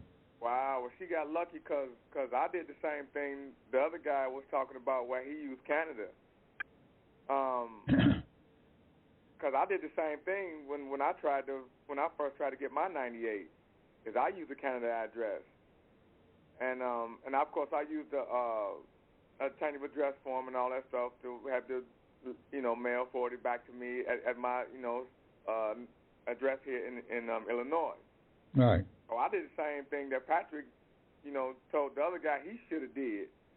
Is exactly what I did do. So I mean, I've had my 98 for about at least almost 7 months. So wait, hold on. How did you? So you provided a location in the United States to get 98?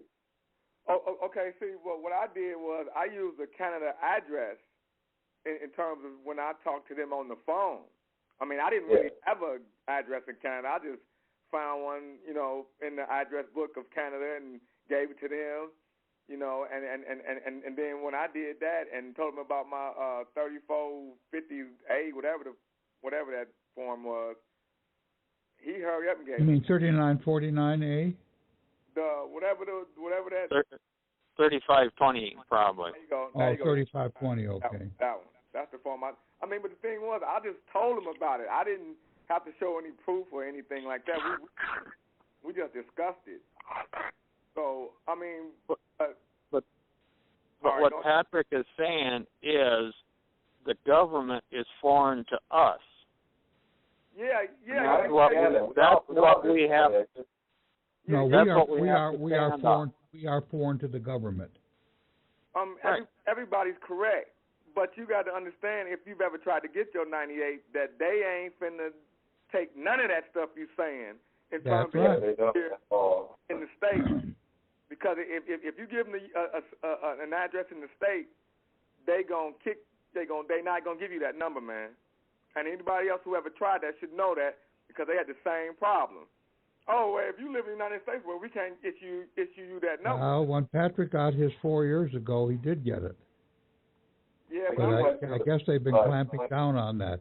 But he may have a good approach here, is that if you've gotten it with a foreign address, then just change the address now.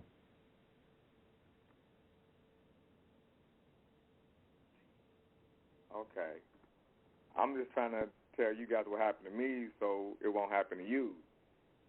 Okay, well, you still have the foreign address on it, right? No. I got my regular address on mine. I didn't have the foreign address on it at all.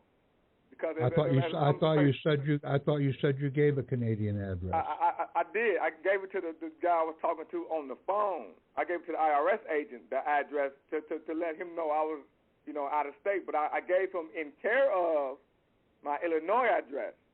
You understand? Okay. I told him, okay, look, I used to live in Canada. This was my Canada address was.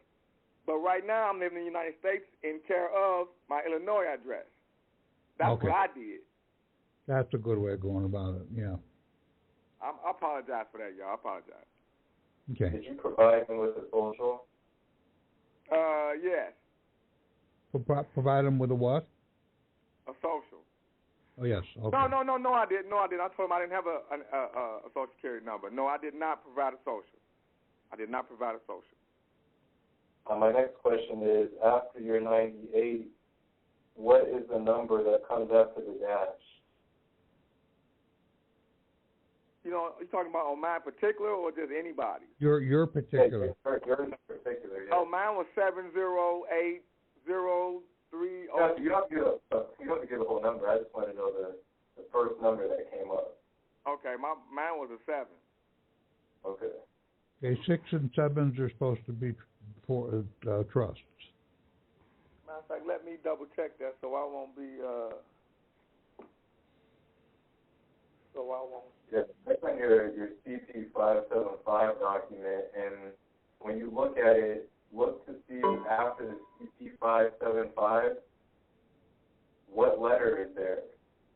You're either going to have a B or an E. Man, I apologize. Mine was 98607. Okay. So you have the 986.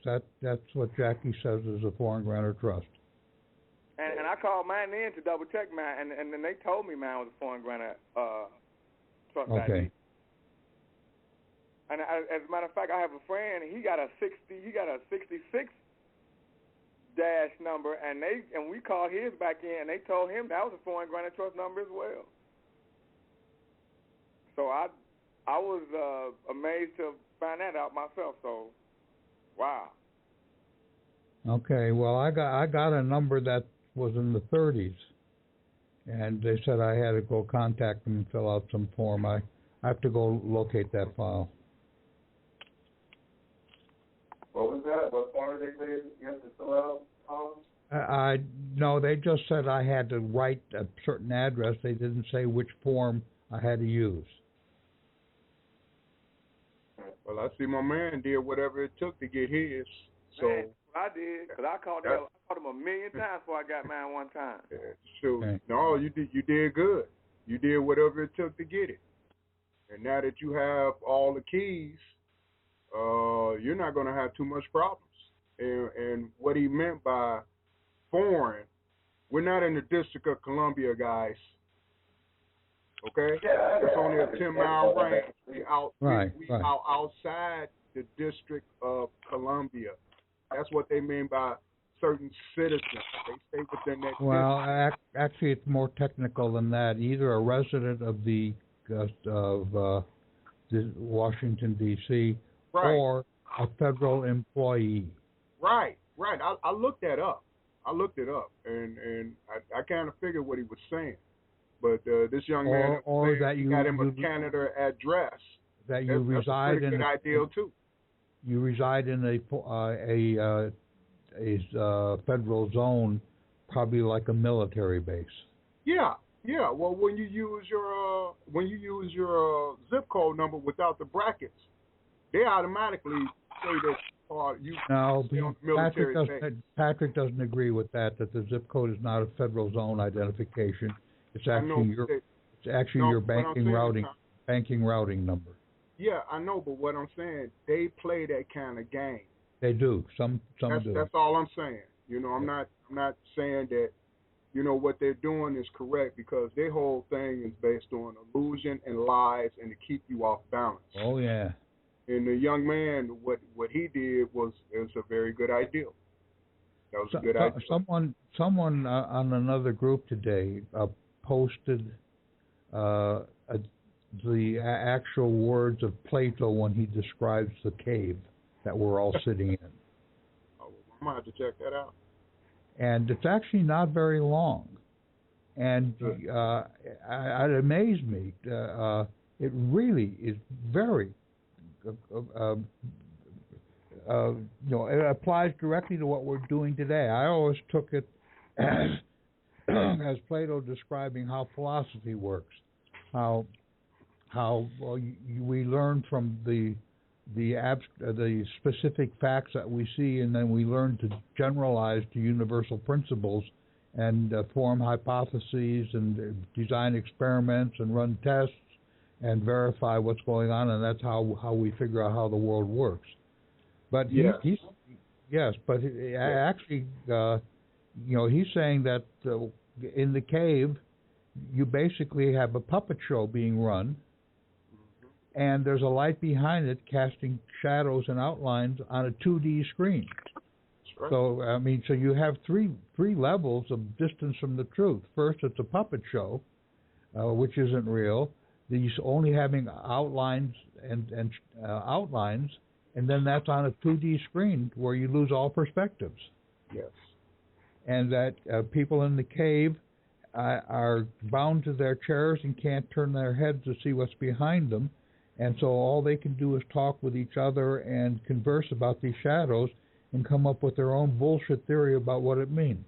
Exactly.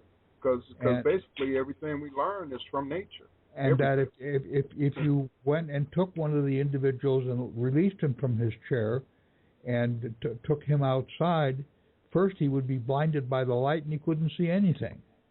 That's right. And most of that description, the thing I read was only about 3 or 4 paragraphs long, and it really talks more about, instead of the deception that we're being run, is the shock that we're going to get when we find out we've been deceived. Yeah. That's why it may seem like that I sound somewhat, aggressive or upset, but I'm not. That's just how I talk. Yeah. Right, and realizing that everything we ever known was a lie. All of it. Sure. Yeah. We couldn't ask our parents about the truth or nothing because they never knew it. Yeah, I did meet one guy who said this.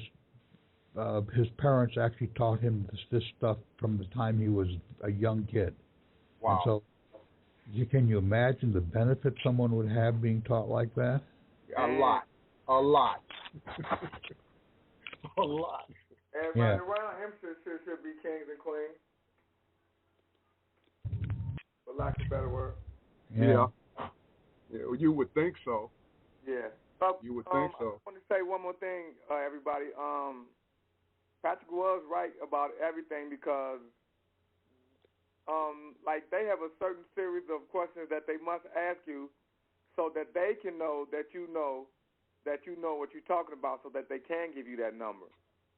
Okay. And that pretty much, once again, was my experience. Even though the way he put it before was they really don't decide anything. They ask these questions, they put it into the computer, and the computer decides. Yes. And at that level, they're only allowed to ask certain things, and that you have to get beyond that level before you ever get anything. Well, does anybody know the series of these questions? Like, what are they going to ask you? Are you a bank? Well, I no, they don't ask stuff like that. Best way of doing it is because I've been busy doing other things. So even though I've been listening to what Jackie is saying on the Skype group, I haven't been able to follow it in detail because it's spread around. Now I think it'd be nice if it was posted. Patrick disagrees with some of it, but we all probably should go through the conversations of the Skype group of the last week or so, and just deal with the discussion of the 98 and turn it into do our own write-up of what she is saying, and then get together and turn it into one particular write-up. Yeah.